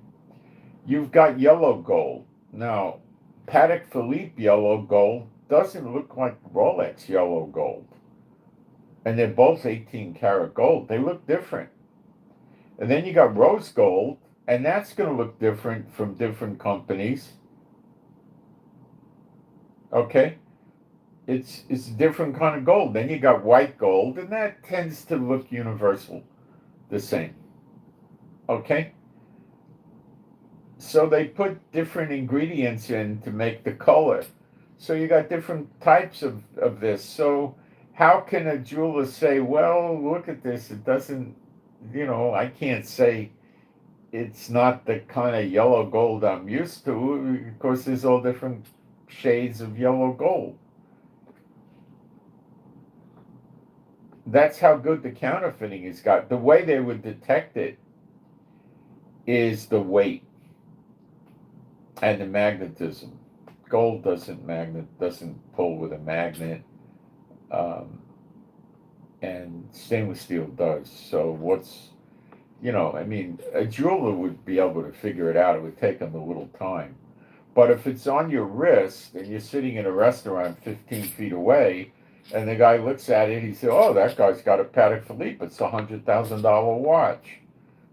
You wouldn't know the guy bought it for $500 from China. So anyway, the jewelry industry is dead. Most people don't want to buy counterfeit goods. What for? There's a couple that, it's become more and more popular, I'm afraid, but a lot of these characters want to go out and buy a watch that's counterfeit and make people think they got a $100,000 or $200,000 watch or something, right? And a lot of people want to buy a necklace, like a wrapper style necklace, and get it PVD gold with little moissanite chips embedded in it to make it look like it's real diamonds and gold and diamonds. So in other words, they're going to buy something for maybe $700,000, $800,000, $1,000, and they expect it to look like a $250,000 necklace. Well, will it look like that? Yeah, it will. I'm told a lot of the rappers are not really buying real gold for their, they get up on the stage and they wear these big thick chains, and they get a big medallion made in gold, like, 8 ounces of gold. I understand now with the price of gold that they're using more. Well, they might be buying real gold and using moissanite, but I think that when gold went up more than about 2,500 an ounce, they stopped, and they're using the coating. Which, if you're on a stage and people are 20 feet or 15 feet away from you, with the lighting on a stage glaring and reflecting, they can't tell if you got real gold or you got fake gold. And moissanite, it's impossible to tell with the naked eye if that's diamond or not. You're not going to have to tell, especially at a distance. If a jeweler gets a loop and looks at the moissanite, he might be able to determine that this is a flawless diamond. And why would somebody have a flawless diamond that's so expensive, and that kind of thing, Yeah, So the whole jewelry industry with the price of this gold is shut because people don't want to buy a ring that's not gold. Who wants to run around with a stainless steel ring? It's when we were kids, we used to buy rings, for $1.98 that were made out of lead. And sometimes stainless steel. I guess stainless steel. They were $1, $2, $3. Who wants to go buy a ring like that today? So it's really weird. If you go back 25 years ago, women used to buy what was called tennis bracelets. It was a gold bracelet, and they put small diamonds in it, like quarter carat diamonds. Maybe they put 12 or 15 in the bracelet, and they're not that expensive because they're small stones, even though they're high grade, And the watches are even more nuts. Like, if you want to buy a Rolex or, in stainless steel, the thing is going to cost you $10,000 to $15,000 roughly. If you want, depending on the model, you want the same thing with a gold bracelet and a gold case, it's going to be 60,000, at least 40,000. And that's going to get higher. Not that it's that much weight, but they charge such a premium for it. So they're going to have to start making their very fine, complicated watches in stainless steel to make them more affordable, I suppose. But again, if you're looking at the wealthy and the watch is in gold, 220,000, and if you get it in stainless steel, 160,000, then they're not going to buy it in stainless steel normally, but it may get to that point, There's stuff better than stainless steel for jewelry. It's called titanium. There's different grades of titanium. The good grade is called grade 5, and it's probably 6 times stronger than any stainless steel. It's probably 15 times stronger than gold, but it's not a precious metal. It's not a precious metal, so they're not going to likely, it's good if you're going to buy a watch for, a tool watch, or you go to the gym with it, or you work out, or you play basketball or baseball. It's good for that. But anyway, not for the boardroom. So the whole jewelry, the necklaces, the bracelets, the ring, everything's going wacko. And somebody walking around with a gold bracelet with 3 or 4 ounces or 5 ounces of gold on it is making themselves a target.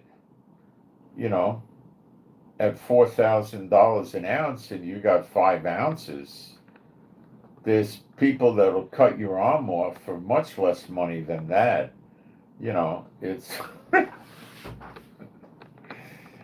and it's going to go. It should go to 10,000, 7,500 anyway.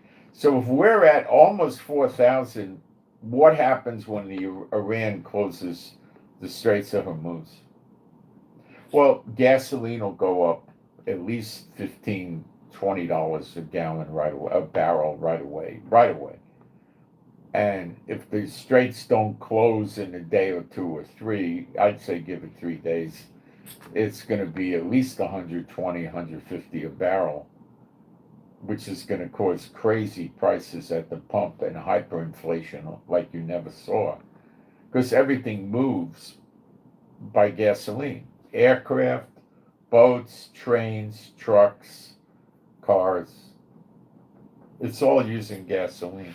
So every single thing you buy in every single store is going to go up a little bit to cover the transportation costs. So everything you buy goes up a little, and when you add it up, the cumulative effect is hyperinflation. Your home heating oil this winter will be very high. Electricity in a lot of places will go up, and gasoline at the pump will go up very high. It's going to be rough. It's going to be rough.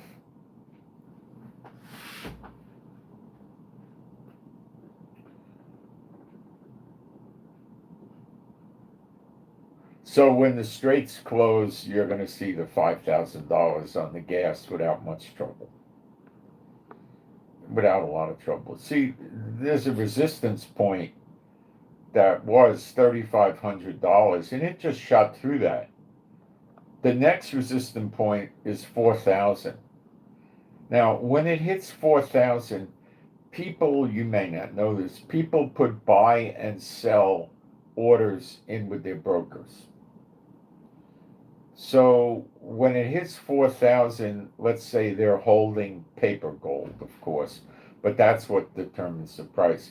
Let's say the guy's holding 500 ounces or 100 ounces or whatever of paper gold, or he has an option to control that much.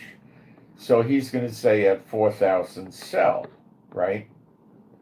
Because he's going to say, well, I bought it at 31, I got plenty of profit, let me take it and run away and play again another day, right?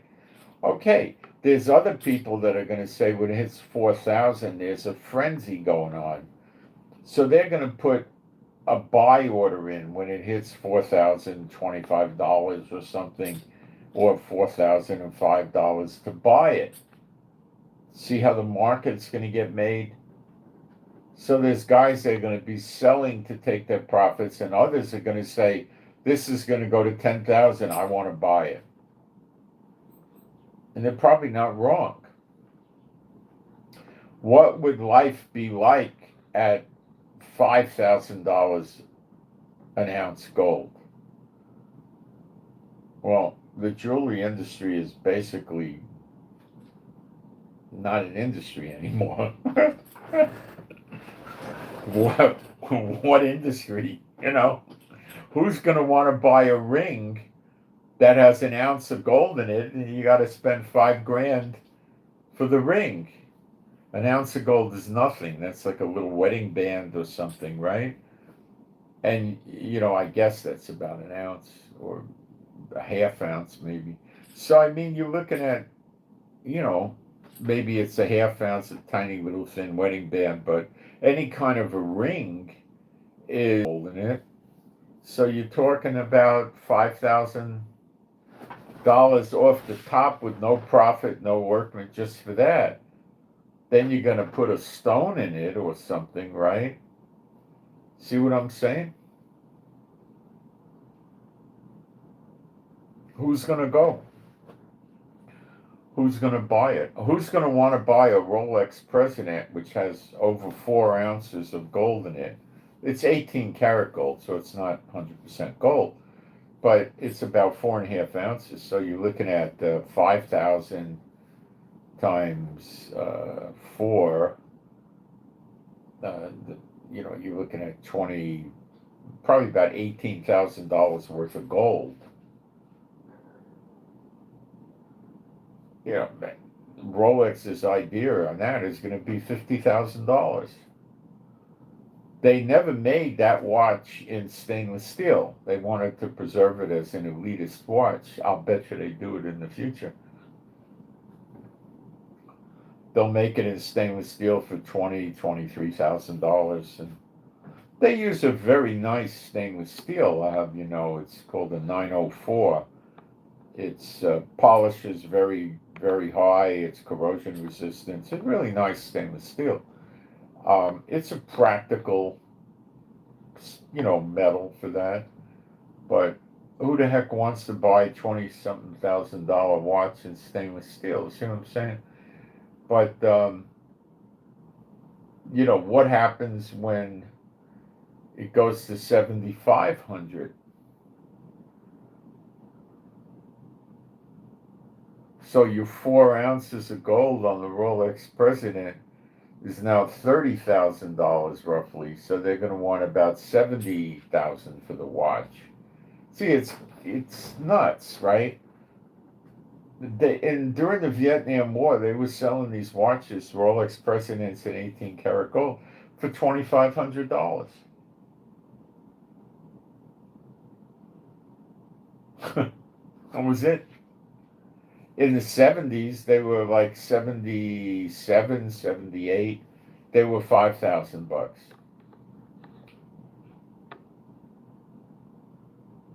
Today, I guess maybe 40 for a gold one. I guess it's getting really crazy, and currencies are going to go down like a rock. Most currencies are going to be dropping in value because people's confidence in countries' currency is going to be diminishing as the gold and silver goes up. So silver is liable to take over. Does it mean they might start making watches in silver? I don't know. I don't think they ever did that. I'll be right back. I never saw one or heard of one. They could do it. I don't know.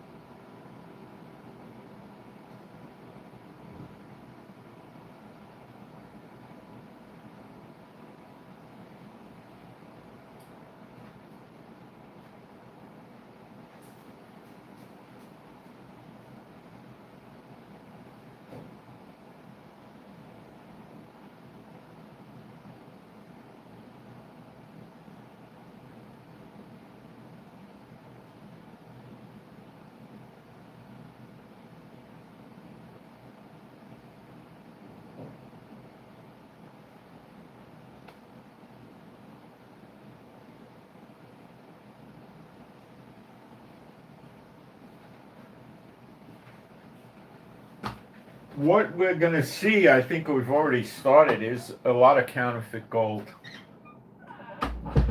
A lot of counterfeit gold. And it's going to be made by like China, North Korea, people like that. Because if you're taking a 1 ounce gold coin and it's selling for $4,000, they could spend $400 or $500 making that phony coin, and it's worth it. What they do is they make a mold so they could precisely copy the coin. That's child's play. Then they get base metals that weigh exactly the same as the gold, and they coat it with maybe 10 microns PVD coating of gold that'll test gold and look like gold, and you'll have to like scratch it or something, or use a magnet.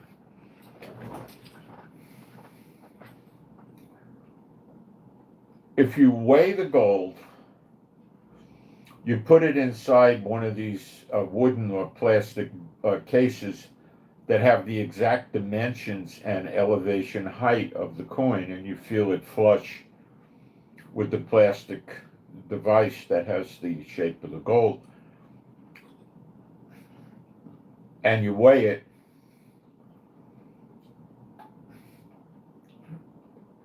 It's usually going to cause a problem, but they'll get through that, and then you have to put a magnet on it, and I don't know how they're going to stop it from being pulled by a rare earth magnet. I don't know, but they may come up with some reason. They may come up with some base metal that has the weight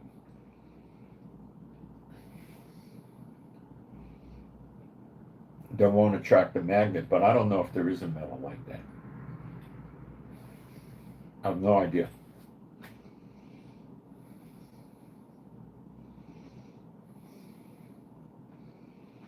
But they're going to try.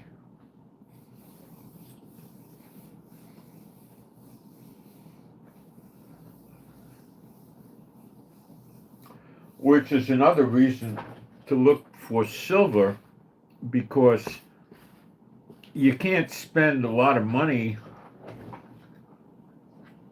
counterfeiting a silver coin when it's just selling for less than $50, you know? Why bother, you know?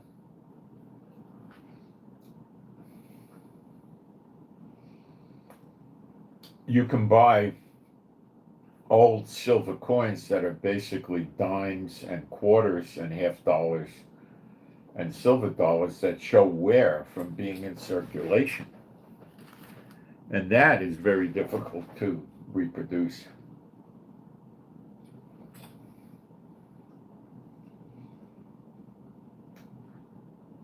Especially if you're looking at the dimes and you lay out 10 of the dimes. If they show the exact same amount of wear on each coin, you got a counterfeit. But if you see a great variance in the amount of wear, you know they're not counterfeiting it.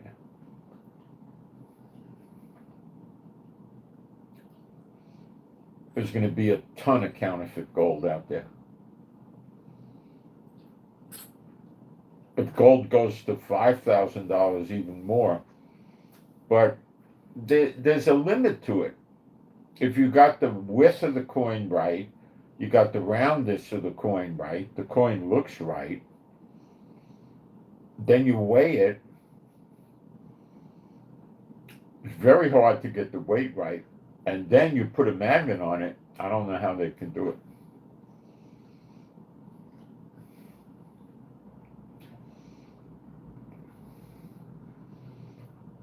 But if they're going to spend $500 or $700 on a coin,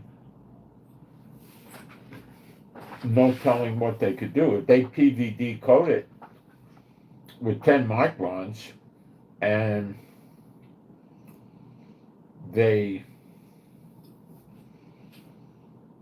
get the shade of gold right, and they have a base metal that matches the weight and doesn't respond to a magnet, they're going to make millions of dollars fooling people.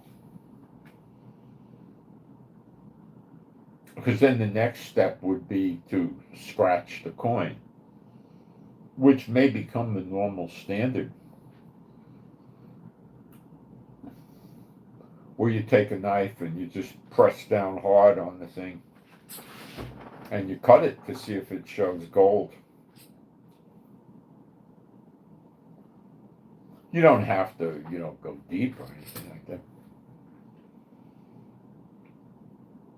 Well, that might be the only way they could tell, or chemically test it. That's going to happen.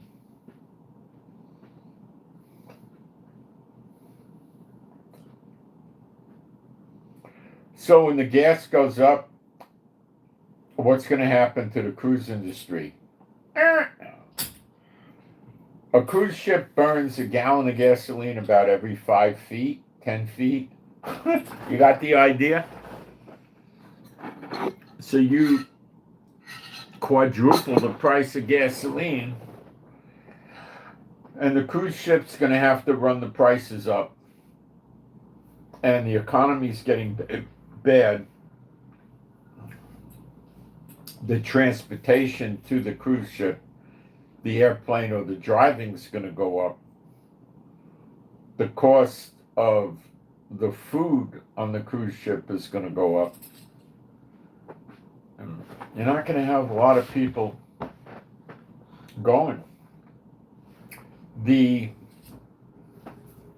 inflation rate is going to soar in just about every country.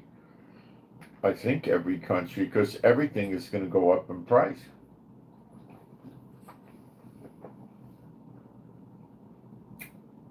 Nothing is going to go down. Everything's going to just go crazy.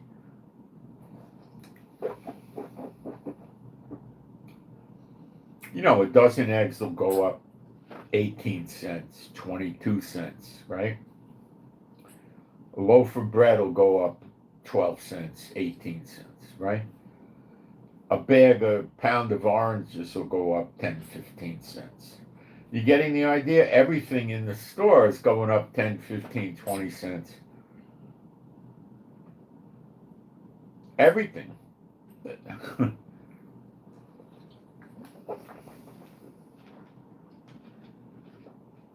Now you could put off buying towels and don't buy a new coat this year, wear last year's coat.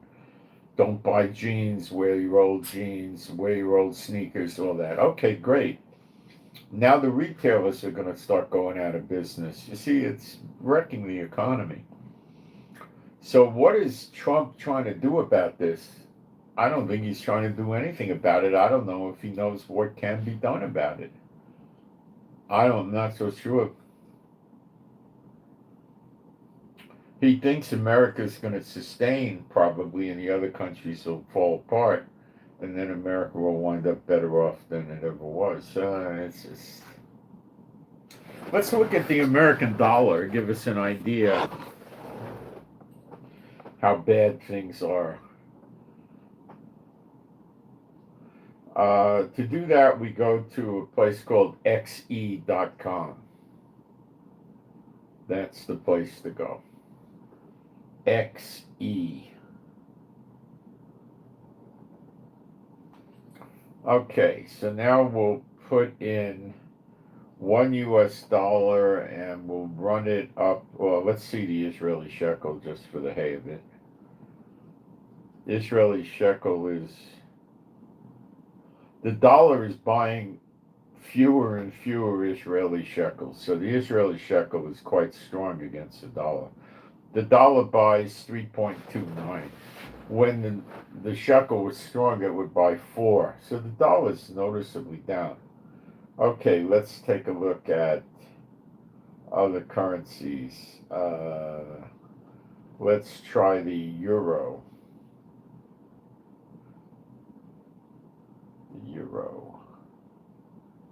And the dollar is buying, 85 cents of a euro is equal to $1. That's very bad. So the euro is $1.17 in value. It normally runs, $1.07, $1.08. It's rather low. Okay. Now let's take a look at the UK pound.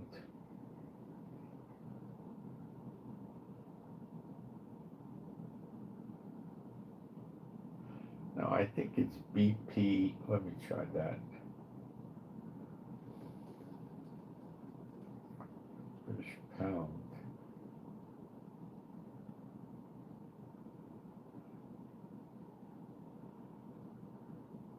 No? Oh, I typoed. Okay, BP. Let's see. There it is. GBP. I left the G out. Okay, I got it. The British pound is worth $1.34. That's very high. I have seen the British pound that high, but that's very high. And let's try the Swiss franc. Let's take a look at that.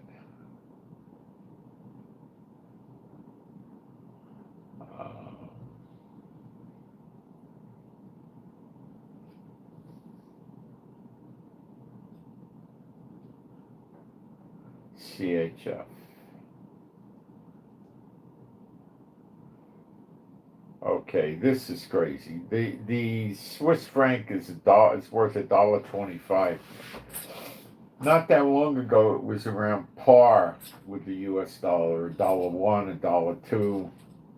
The dollar is very weak, and what is Trump doing about that? Nothing. Now, what does that do for you when the dollar is weak? Well, it helps tourism because people come into your country because they could use their currency goes further. And it also helps your exports because the people can afford to buy them easier. So it does kind of help offset the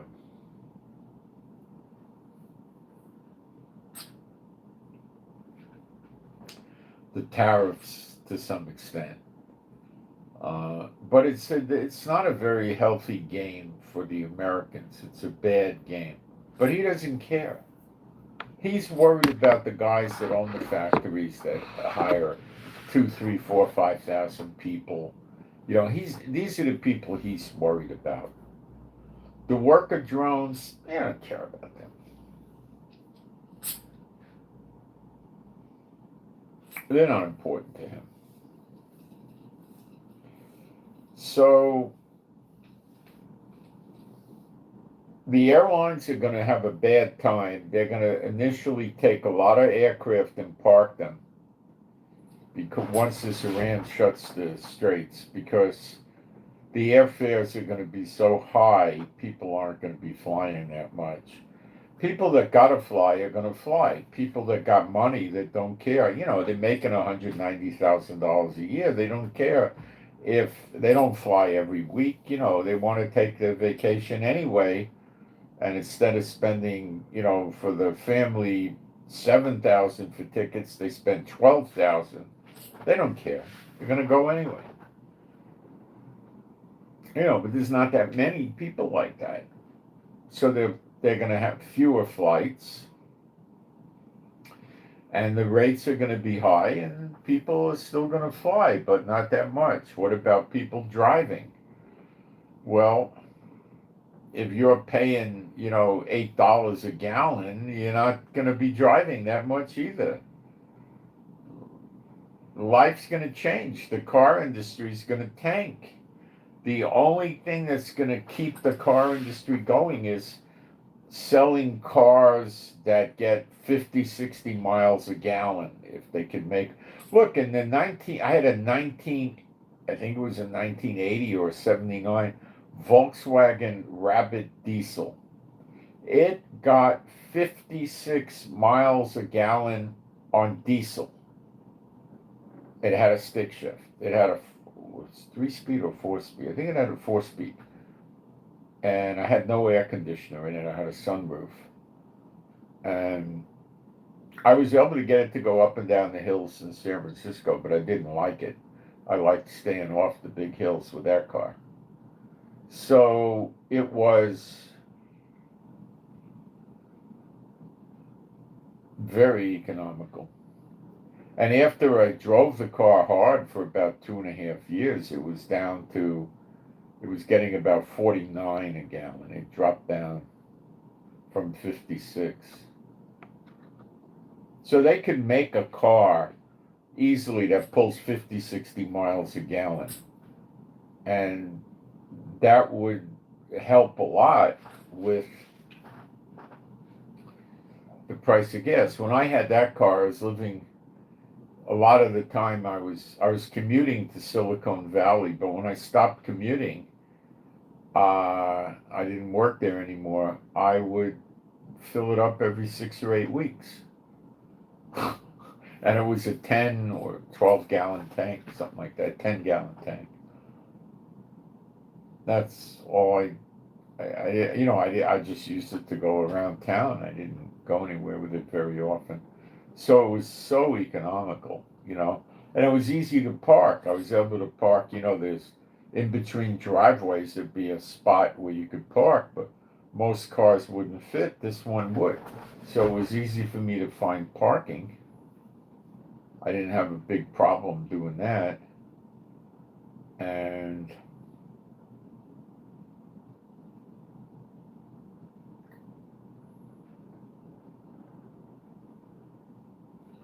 it was I don't think they have cars that are pulling that kind of mileage now, but they could make it if they wanted to.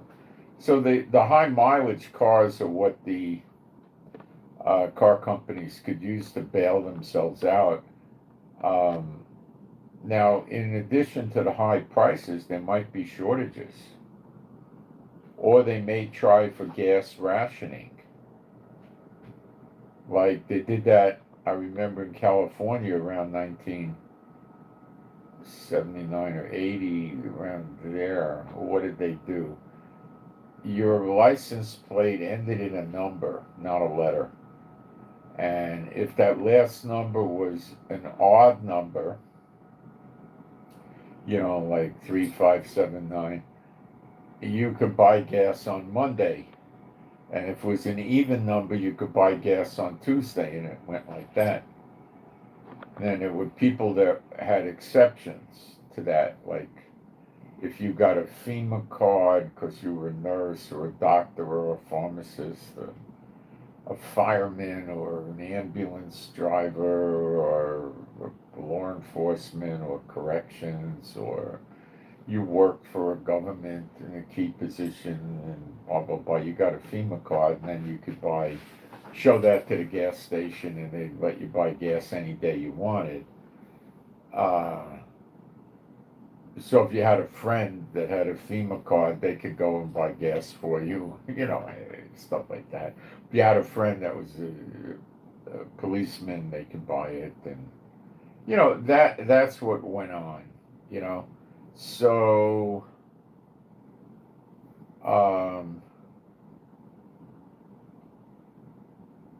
this is the way it worked, so they could do that too, but I'm not sure. They might have to ration because Iran would cut off the flow from Jordan, Saudi, with the Yemen. They would cut the flow of Saudi Arabia gas substantially. Jordan, Oman, but Oman would probably be left alone by Iran. So UAE, Bahrain, Qatar, and Kuwait would probably have trouble. So when you add all that up, it'd be a lot of gasoline not moving, and they might decide to start rationing it, perhaps more in Europe than America, because Trump's got enough gas. I think he doesn't have to do that. And I think he could subsidize prices. But if there's wars in Europe, then they're going to go through gas like crazy. Tanks go through a gallon of gas every 2 or 3 miles. I mean, they're 80,000 pounds? I mean, they maybe every mile. I don't know. They're burning up gas like crazy. Humvees are not economical. aircraft are not economical. You know, propeller planes are using gasoline. Jets are using special aviation fuel, gasoline, you know, from there. Warships are using it. You know, then they have generators for the armies that are using diesel. And on it goes, guys. It's just, you know, so it's hard to say. They could go to rationing. That could happen too, as a way to get people to cut down their travel. But to be honest with you, I don't think they'll need it, because if gasoline, let's say in America, gasoline goes just to $6, $7 a gallon. Remember, we pay that now in Israel, and Europe pays even more than that now. So don't be surprised at $7, $8, $9. That's not so crazy. People in America are going to not be able to go to work. They got big F-150s, F-250s. They got SUVs, Escalades, Navigators, Suburbans, Humvees, and all this other stuff. And a lot of them have what's called power cars, like, you know, big engine sports cars. Um, you know, motorhomes. These things are going to be parked. You know, people aren't going to want to run around in those things. They're very expensive. You know, if you're going to go to the mall in your Escalade and run the air conditioner on a hot day, you got some traffic and it takes you a half hour coming and going. When you finish at $9 a gallon, you could have burned 5 gallons. That's $45. So who's going to benefit? Places like Amazon and Walmart that'll deliver to you are going to benefit, because people start thinking about getting stuff online instead of driving. But a lot of people are going to have to drive their kids to school, and a lot of people got to drive to work. So they're going to have to force themselves into carpooling and sharing expenses. That's the only way they're going to be able to get through it, I'm afraid. And then you combine that with rising prices on every item you buy, your food especially, and rising prices for your home heating oil, and people are in bad economic shape now, and people are going to start crapping out. What does that mean? It means bankruptcies. It means people are going to stop making house payments, stop making car payments. The bank's going to sit there and say, okay, we can evict them from the house, and then what? We own the house. What the heck do we want to do that for? The house needs insurance then, and we have to put it on our policy. That costs us, and it may need maintenance, but we won't do the maintenance, so the value of the house will decline. And then they'll say, but the guy owes so much, and the house is worth so much less. If we take the house over, what are we gaining? We're not getting ahead. So if people, let's say every 3 months, make one payment, they might carry the people for a year or more. People will figure that out. The government may intervene and make them carry it. In other words, it takes, normally you got to go default on 3 monthly payments in a row, and then the bank forecloses on you, which takes another 8 weeks probably. So you got a guaranteed 5 months. But if you file bankruptcy, you got a year. So the people will drag it out and then file bankruptcy, and they'll try to make payments, and they could get a year out of it easily, maybe more. If the bankruptcy courts get really crowded, they might get 15, 18 months before they get thrown out.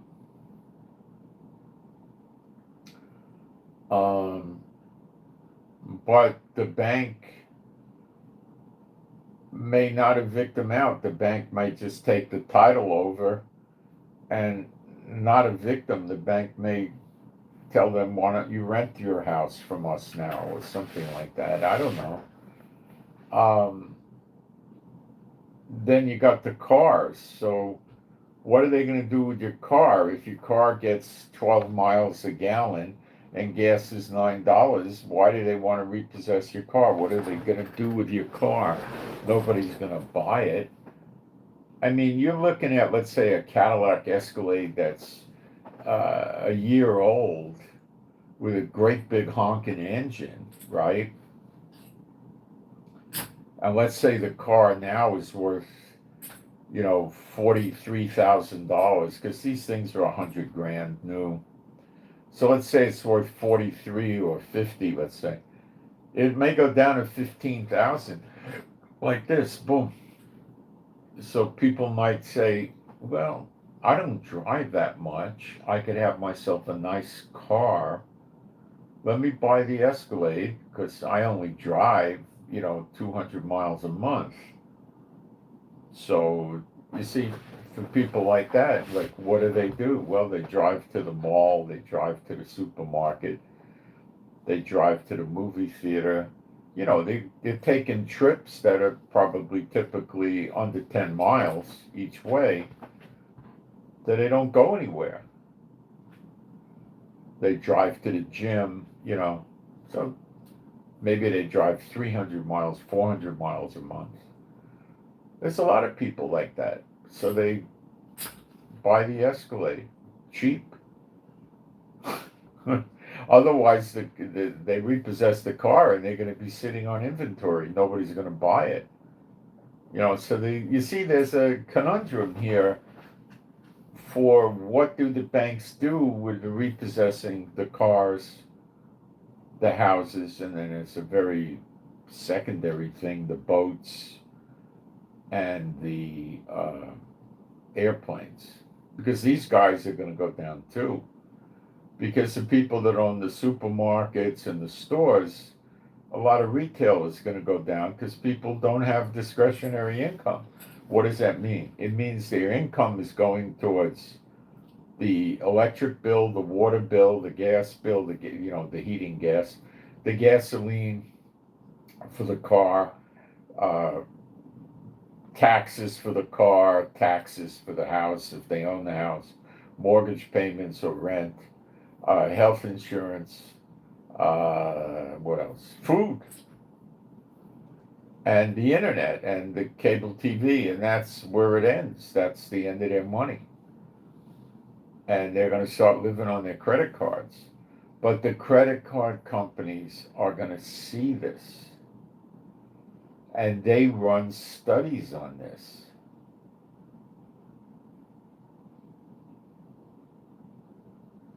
And what they're going to start doing is canceling people's credit cards,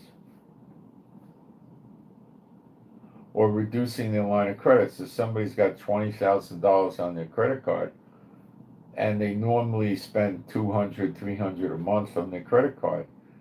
And maybe once a year they take a trip and they put $7,000 or $8,000 on the card or something like that, So they might leave the $20,000 credit limit alone, but when times get bad, they're going to review it, and they may knock them down to $3,000 or $5,000 or $10,000, because they don't want to see the guy running the card up. See, what people will do is they'll run charges on their card.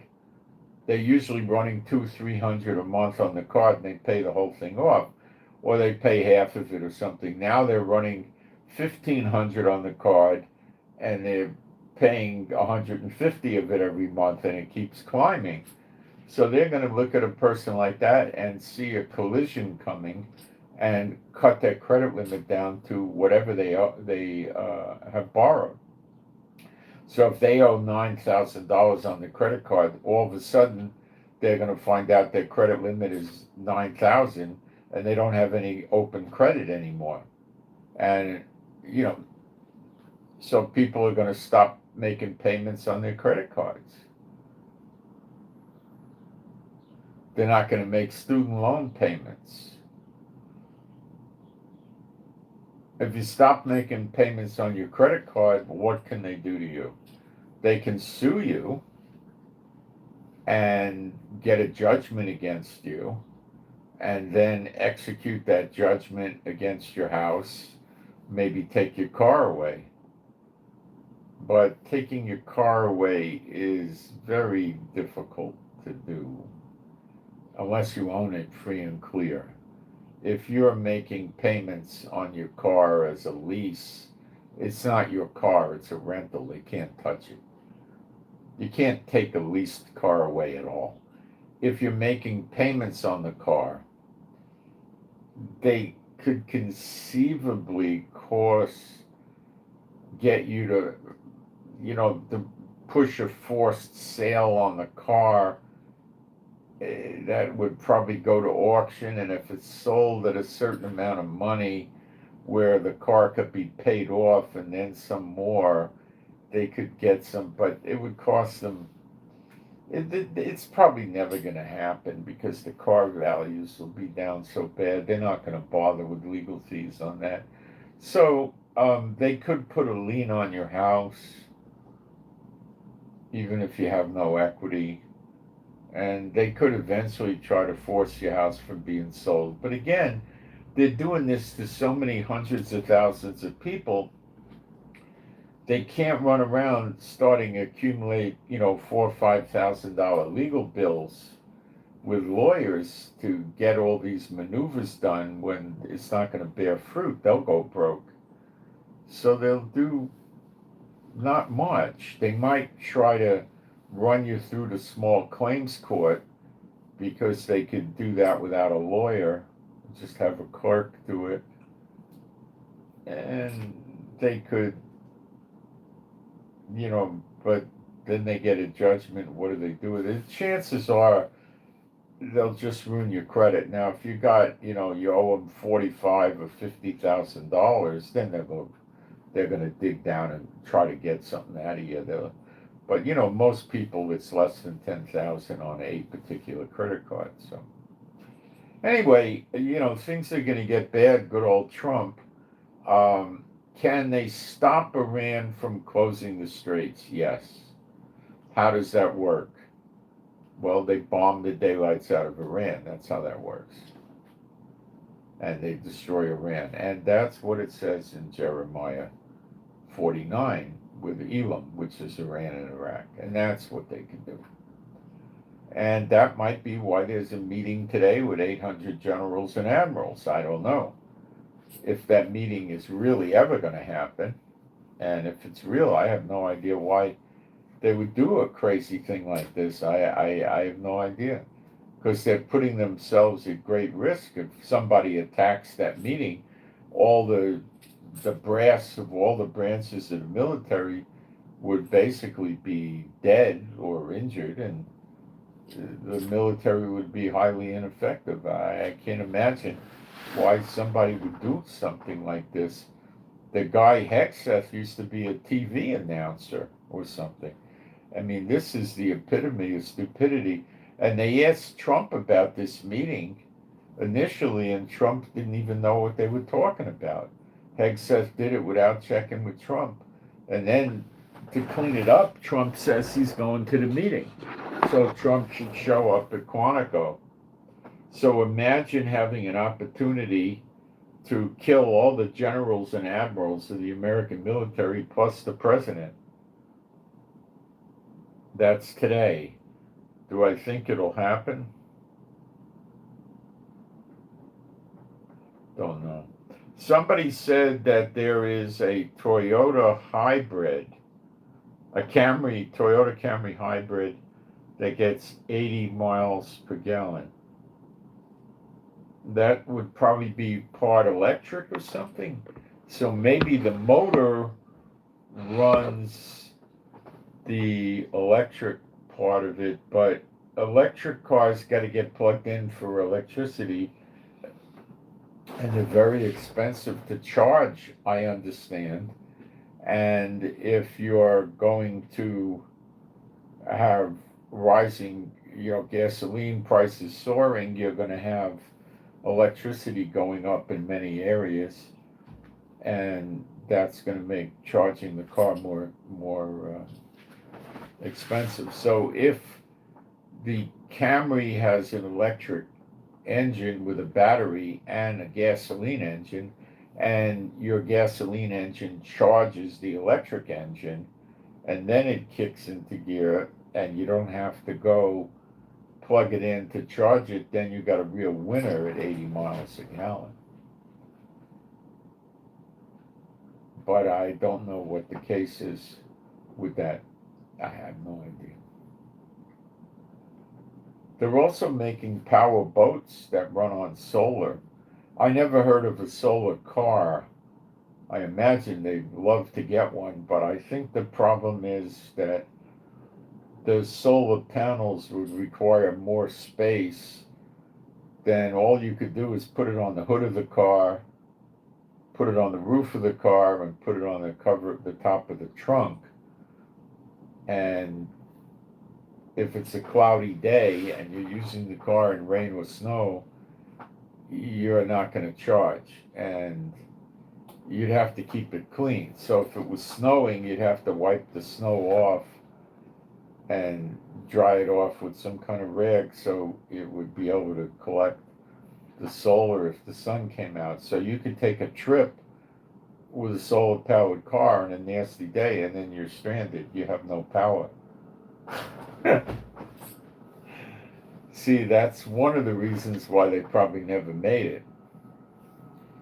It would seem to me that you would be able to get a reasonable amount of electricity from, a solar panel on the hood, the roof, and the trunk, but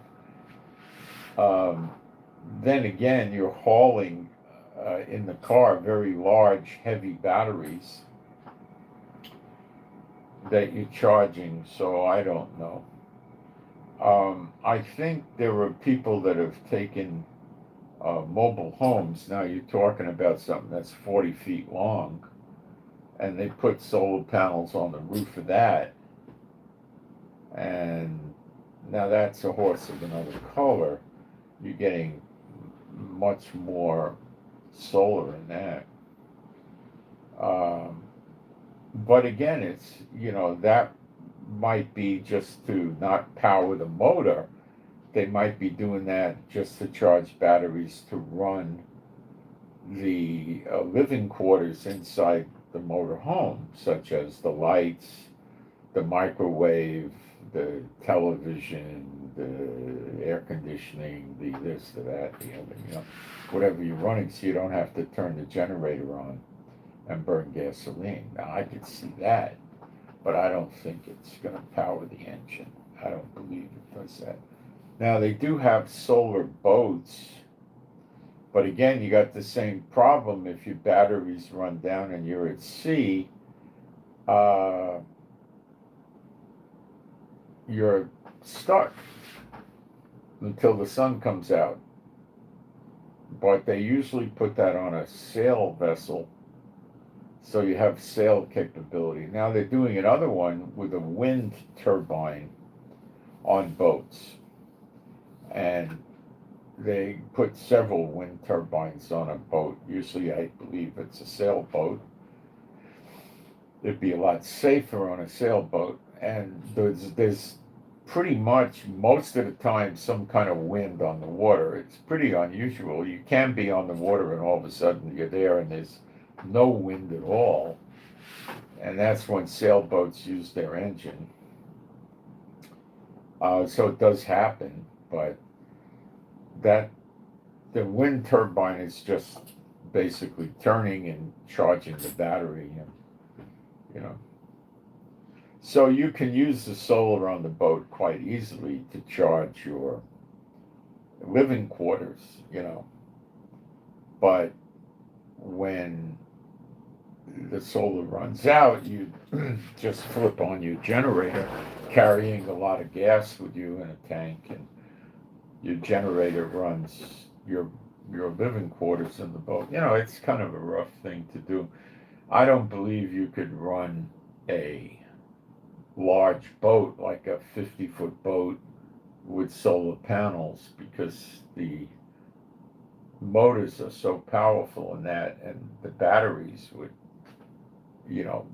be huge, and I just don't think so. I mean, some people probably have tried it, but again, when your battery runs down and there's no good weather, so if you hit a storm for 3 or 4 days, you're going to be floating in the water, and that's dangerous in storms. So you have to have the ability to power your motor, your engine by motor.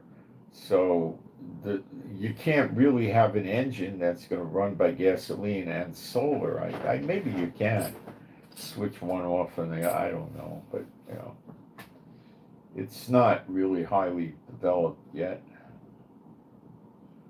So I think all we can do here is wait for the other shoe to drop. If Iran does nothing, they're going to collapse. Their water is gone and their economy is in the dirt. Any country that buys their oil or their natural gas or their weapons is violating the UN sanctions, and that subjects the country to secondary sanctions. Sanctions can be placed on them for doing it. So maybe China will do it. I don't know. Maybe India will do it. I don't know. I don't know. We'll find out really soon. So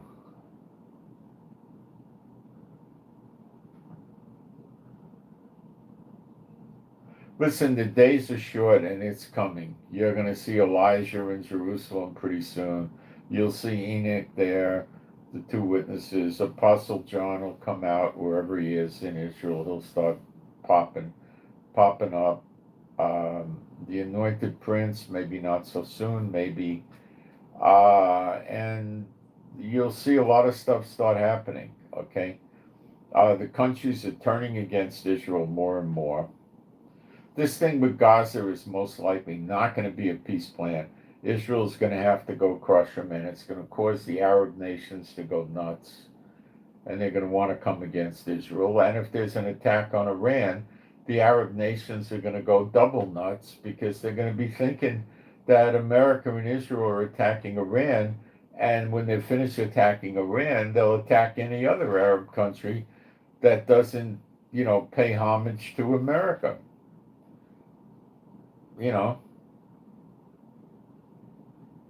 Afghanistan doesn't. Lebanon, not really. They verbally do, but they don't.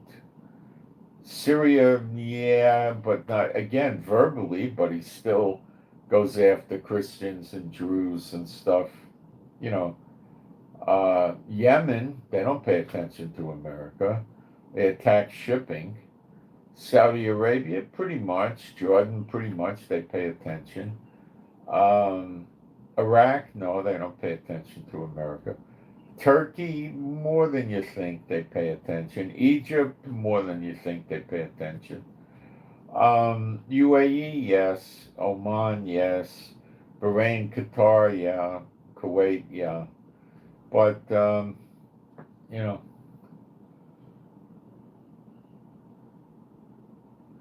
we got to see how this goes,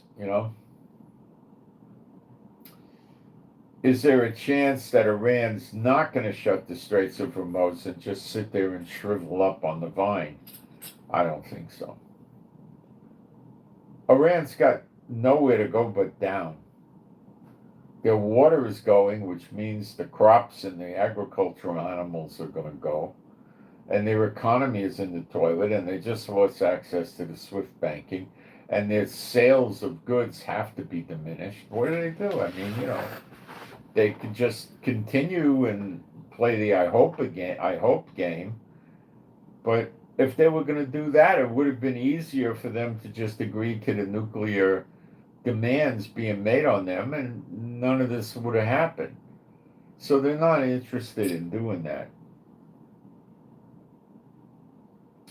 They're interested in opposition, resistance, fighting, and they'll get their day. Now, the worst thing for America is if North Korea and China attack, North Korea attacks South Korea, probably Japan, and China starts fighting with Japan and North Korea, maybe the Philippines and Guam, and Iran starts attacking American military bases in the Middle East, and maybe Israel, maybe other countries, and blowing up their oil refineries, and Russia starts attacking NATO countries, and it goes down all at the same time. That would be something I would expect. I can't say for sure, but I would expect it. I wouldn't be surprised. And I do not stand alone like this. This is likely the only way that Iran and Russia and China and North Korea are going to win, is if they all attack simultaneously. And it's too much for America and NATO. And that will take the pressure off Israel immensely. See, once Iran starts closing the Straits of Hormuz, the nations are going to get mad at Iran, and they're mad at Yemen already. They'll get madder. Okay? So it's better for Israel.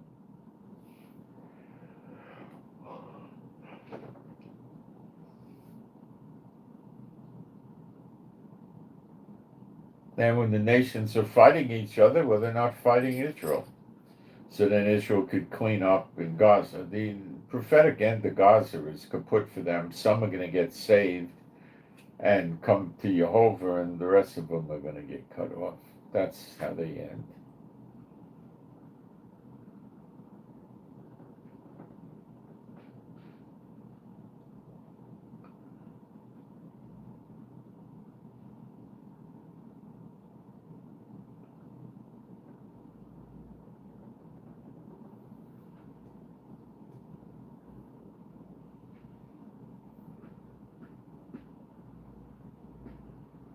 Well, read Jeremiah 49 about Elam. I could read it to you.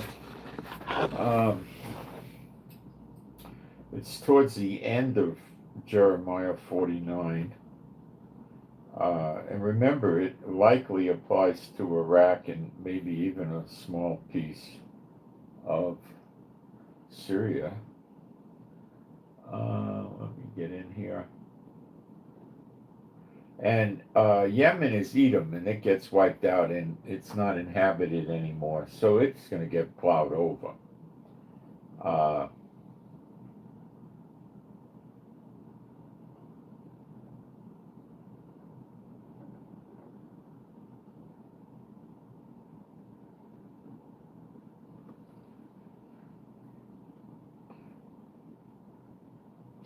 Whoops, jumped chapter. I got it back. All right, let's go down to the bottom.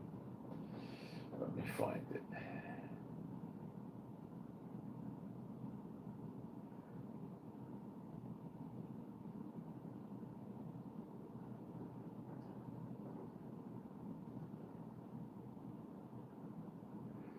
Where is this?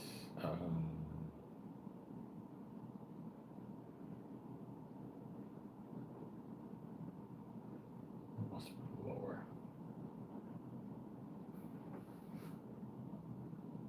It starts in Jeremiah 49, verse 34.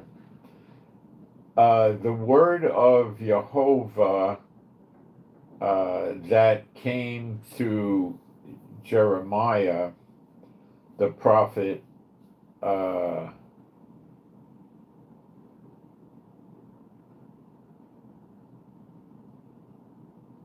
against Elam,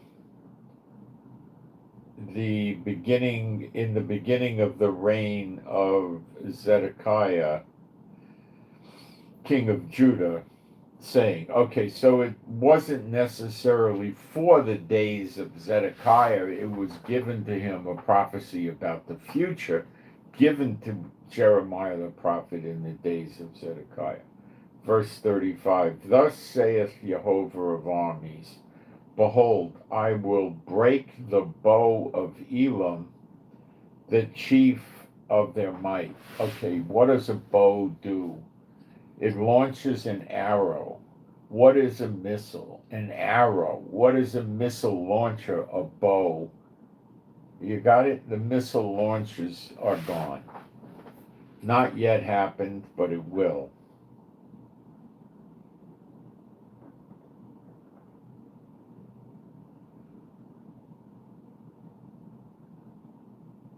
I will break the bow of Elam, the chief of their might. That's their best fighting, is the missiles, right? Yeah, that's Iran. Iraq too, I guess. And upon Elam will I bring the four winds from the four quarters of heaven, and will scatter them towards all those winds, and there shall be no nation whither the outcasts of Elam shall not come. So it's so bad in Iran that all the people that live there scatter into every nation in the world. So this is likely before Jeremiah 30:11.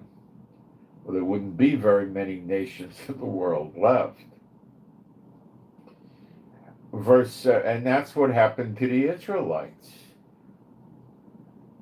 Over time, we went to every nation. I think it's Amos 9, verse 9. But, we got scattered that way, and it's happening to them. They want to kill us, and it's going to happen to them. Verse 37, for I will cause Elam to be dismayed. That means lose their confidence and stuff before their enemies, and before them that seek their life. This is in the plural, enemies in the plural, so it's not just Israel.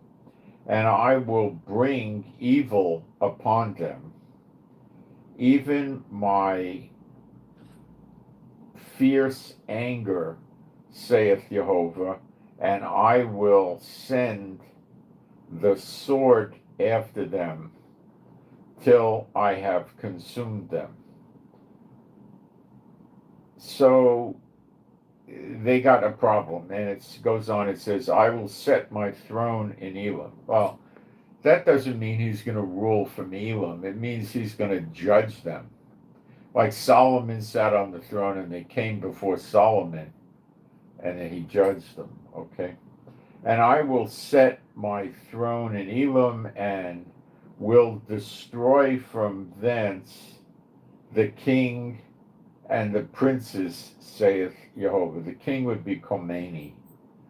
But it shall come to pass in the latter days that I will bring again the captivity of Elam, saith Jehovah. So that's why you read about Persia in Ezekiel 38:39, because they come back to Iran. So they don't all get killed in Iran, but they get killed in the nations. It's rather interesting. And Jeremiah 49 talks prophetically about a lot of other countries getting killed and destroyed, and that would be for these days. And it's pretty interesting if you go through it. It says, arise, get you up unto the wealthy nation that dwelleth without care, saith Jehovah, which have neither gates nor bars, which dwell alone. And their camels shall be a booty. Now, how many people own a camel in America? How many people own a camel in, say, Saudi Arabia? And you see the point? And the multitude of their cattle a spoil, and I will scatter into all winds them that are in the utmost corners, and I will bring them calamity from all sides, therefore saith Jehovah.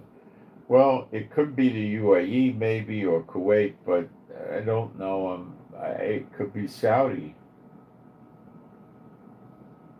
Could be Bahrain and Qatar. Could be Qatar. I don't know. Maybe Qatar is a better candidate for this, or UAE. I don't know.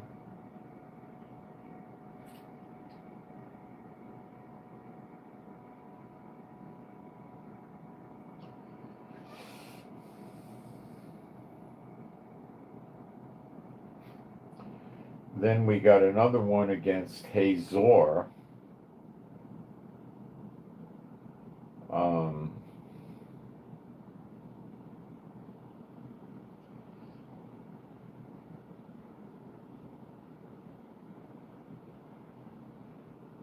That could be it. Let me check where in the world this is.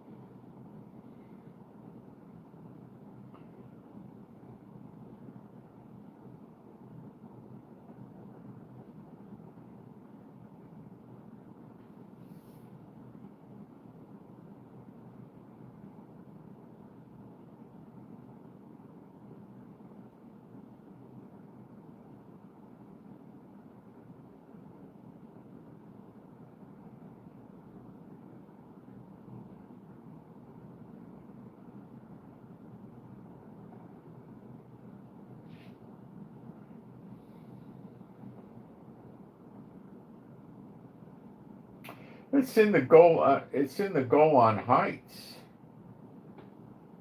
That might be the part of the Golan that we took over from Syria. I don't know. Let's go back and look at this.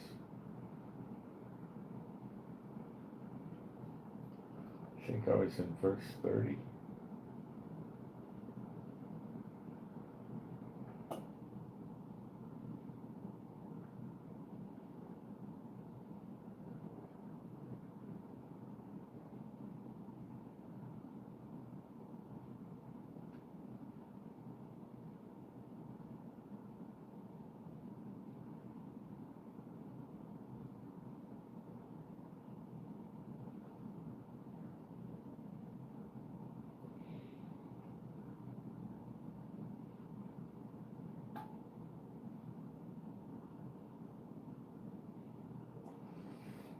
I don't know about that one, but it says Nebuchadnezzar. It could be this Nebuchadnezzar, which is the head of America, or it could be the old Nebuchadnezzar.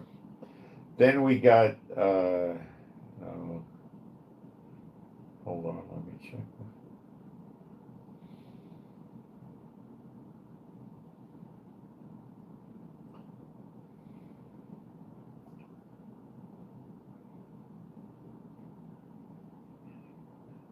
All right. He's talking about Kedar, the Canaanites, the Palestinians, they call them today, with Hazor. So it could be up there. And then we read about Damascus, which is Syria. We read this in Jeremiah 49:27. And I will kindle a fire in the wall of Damascus, and it shall consume the palaces of Ben-Hadad. That was one of the big leaders over there. Previous verse is Damascus is waxed feeble, that's the case now, and turned herself to flee. Well, that could be when Bashar Assad ran out.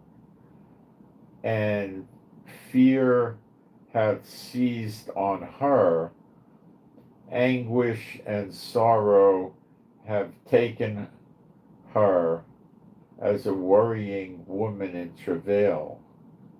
How is the city of praise not left, the city of my joy? King David ruled out of Damascus at one point. That's where that comes from, I believe. Therefore her young men shall fall in her streets, and the men of war shall be cut off in that day, saith Jehovah of hosts. And I will kindle a fire in the wall of Damascus, and it shall be consumed, and it shall consume the palaces of Ben-Hadad.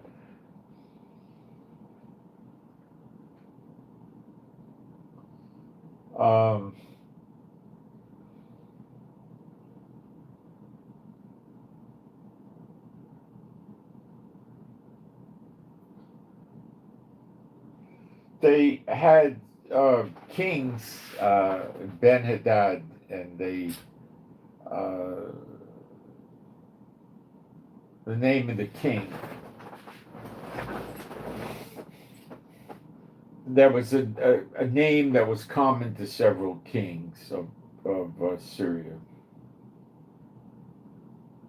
I knew a girl many years ago in New York. Her last name was Ben-Hadad. She was from Syria. I don't think she was a Muslim. She's not a practicing Muslim, but she was an Arab. That's two different things. Okay.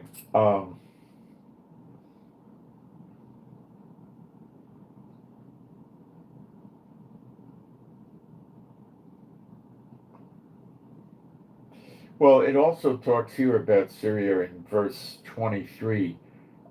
Concerning Damascus, Hamath is confounded, and Arpad, for they have heard evil tidings. They are faint-hearted. There is sorrow on the sea. It cannot be quiet. So that's not yet in its fullness, but it will be.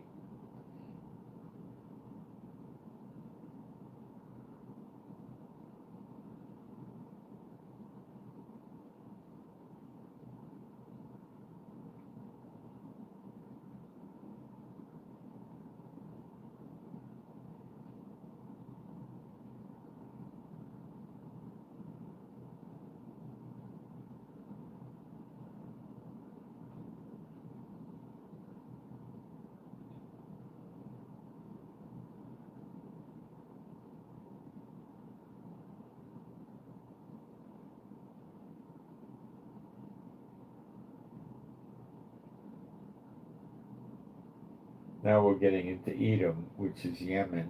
I'm trying to find the place where it starts.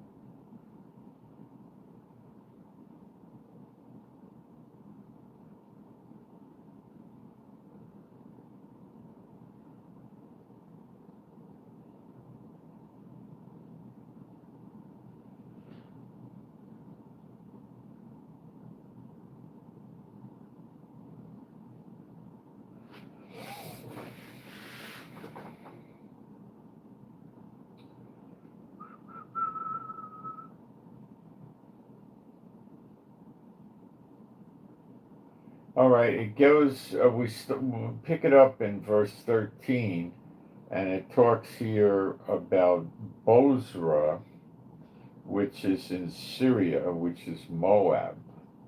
So it says, for I have sworn by myself, saith Jehovah, because he could swear by the greatest power, which is himself, that Bozrah shall become a desolation, a reproach, a waste, and a curse, and all the cities thereof shall be perpetual wastes. It has not yet happened because Jordan is not yet a perpetual waste. North Jordan is Ammon, which submits to Israel, and they do quite well. Central Jordan and southern Jordan is Moab, and they get pretty well wiped out. Verse 14. I have heard a rumor from the Lord, and an ambassador is sent unto the heathen, the Goyim, the heathen, Strong's number 1471, saying, gather you together and come against her and rise up to the battle. For lo, I will make thee small among the heathen and despised among men. Thy terribleness hast deceived thee, and the pride of thy heart, O thou that dwellest in the clefts of the rock, that holdest the height of the hill, though thou shouldst make thy nest as high as the eagle, I will bring thee down from thence, saith Jehovah. Also Edom, now we're into Yemen, Edom. Edom shall be a desolation. Every one that goeth by it shall be astonished, and shall rise at all the plagues thereof. Edom goes, Yemen. And in the overthrow of Edom, the overthrow of Edom, let me start over. As in the overthrow of Sodom and Gomorrah, and the neighbor cities thereof, saith Jehovah, no man shall abide there, neither shall Son of Man dwell in it. Now, that could mean fire and brimstone. Behold, he shall come up like a lion from the swelling of the Jordan against the habitation of the strong, but I will suddenly make them run away from her. And who is a chosen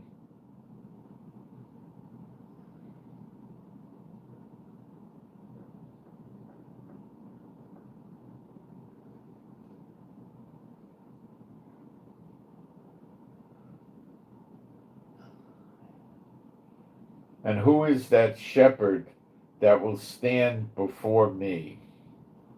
Therefore, hear the counsel of Jehovah that hath taken against Edom, and his purposes that he hath purposed against the inhabitants of Taman. Taman is what the Israelis call Yemen today. It means the south. That's where Yemen is. It's Yemen. Surely the least of the flock shall draw them out. Surely he shall make their habitation desolate with them. Them and their habitation become desolate. The earth is moved at the noise of their fall, at the cry, the noise thereof was heard in the Red Sea.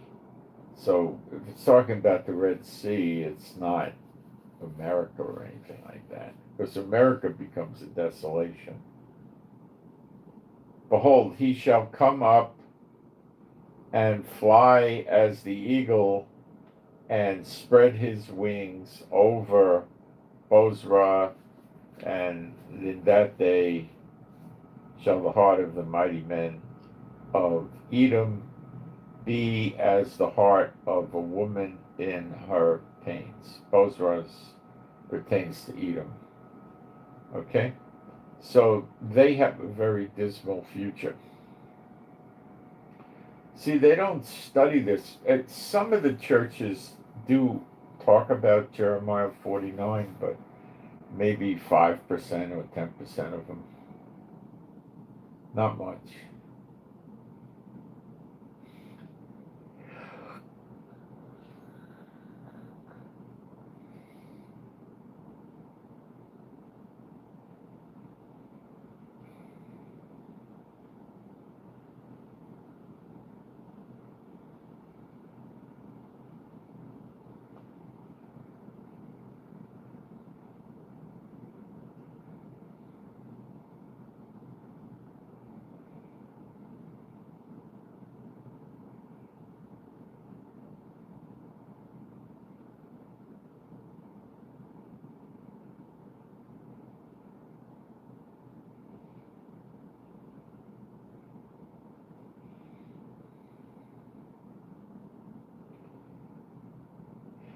We pick this up again on Edom in verse 7 of Jeremiah 49. Concerning Edom, thus saith Jehovah of hosts, is wisdom no more in Taman, which is Edom. It shows you it's the same thing. It's in the same verse, Edom, then it says Taman. Is counsel perished from the prudent? Is their wisdom vanished? Flee you, turn back, dwell deep, O inhabitants of Dedan, for I will bring the calamity of Esau upon him, the time that I will visit him. See, they're causing all this trouble, telling the nations, oh, we're going to keep attacking all of your merchant marine vessels because you're not stopping Israel. You know, this kind of thing, trying to get everybody against Israel. So the Lord's going to get that country.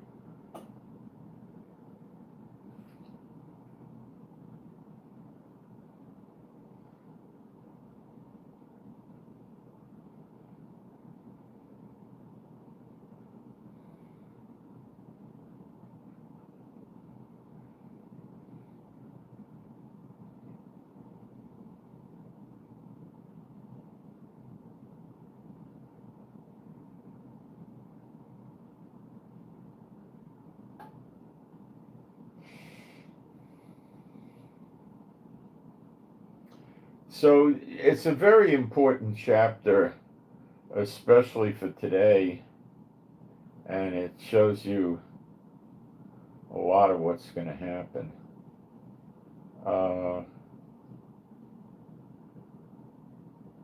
I'm going through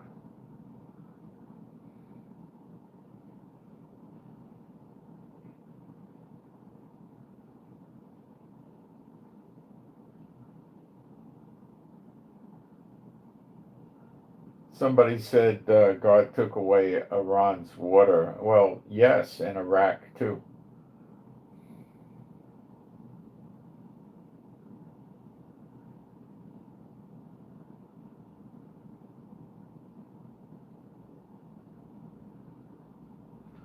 Okay, so now you know about Jeremiah 49 if you didn't before. It's prophetically quite important. And let's see, do I have prayer requests today that I didn't get into? Let me think. Let me look, not think.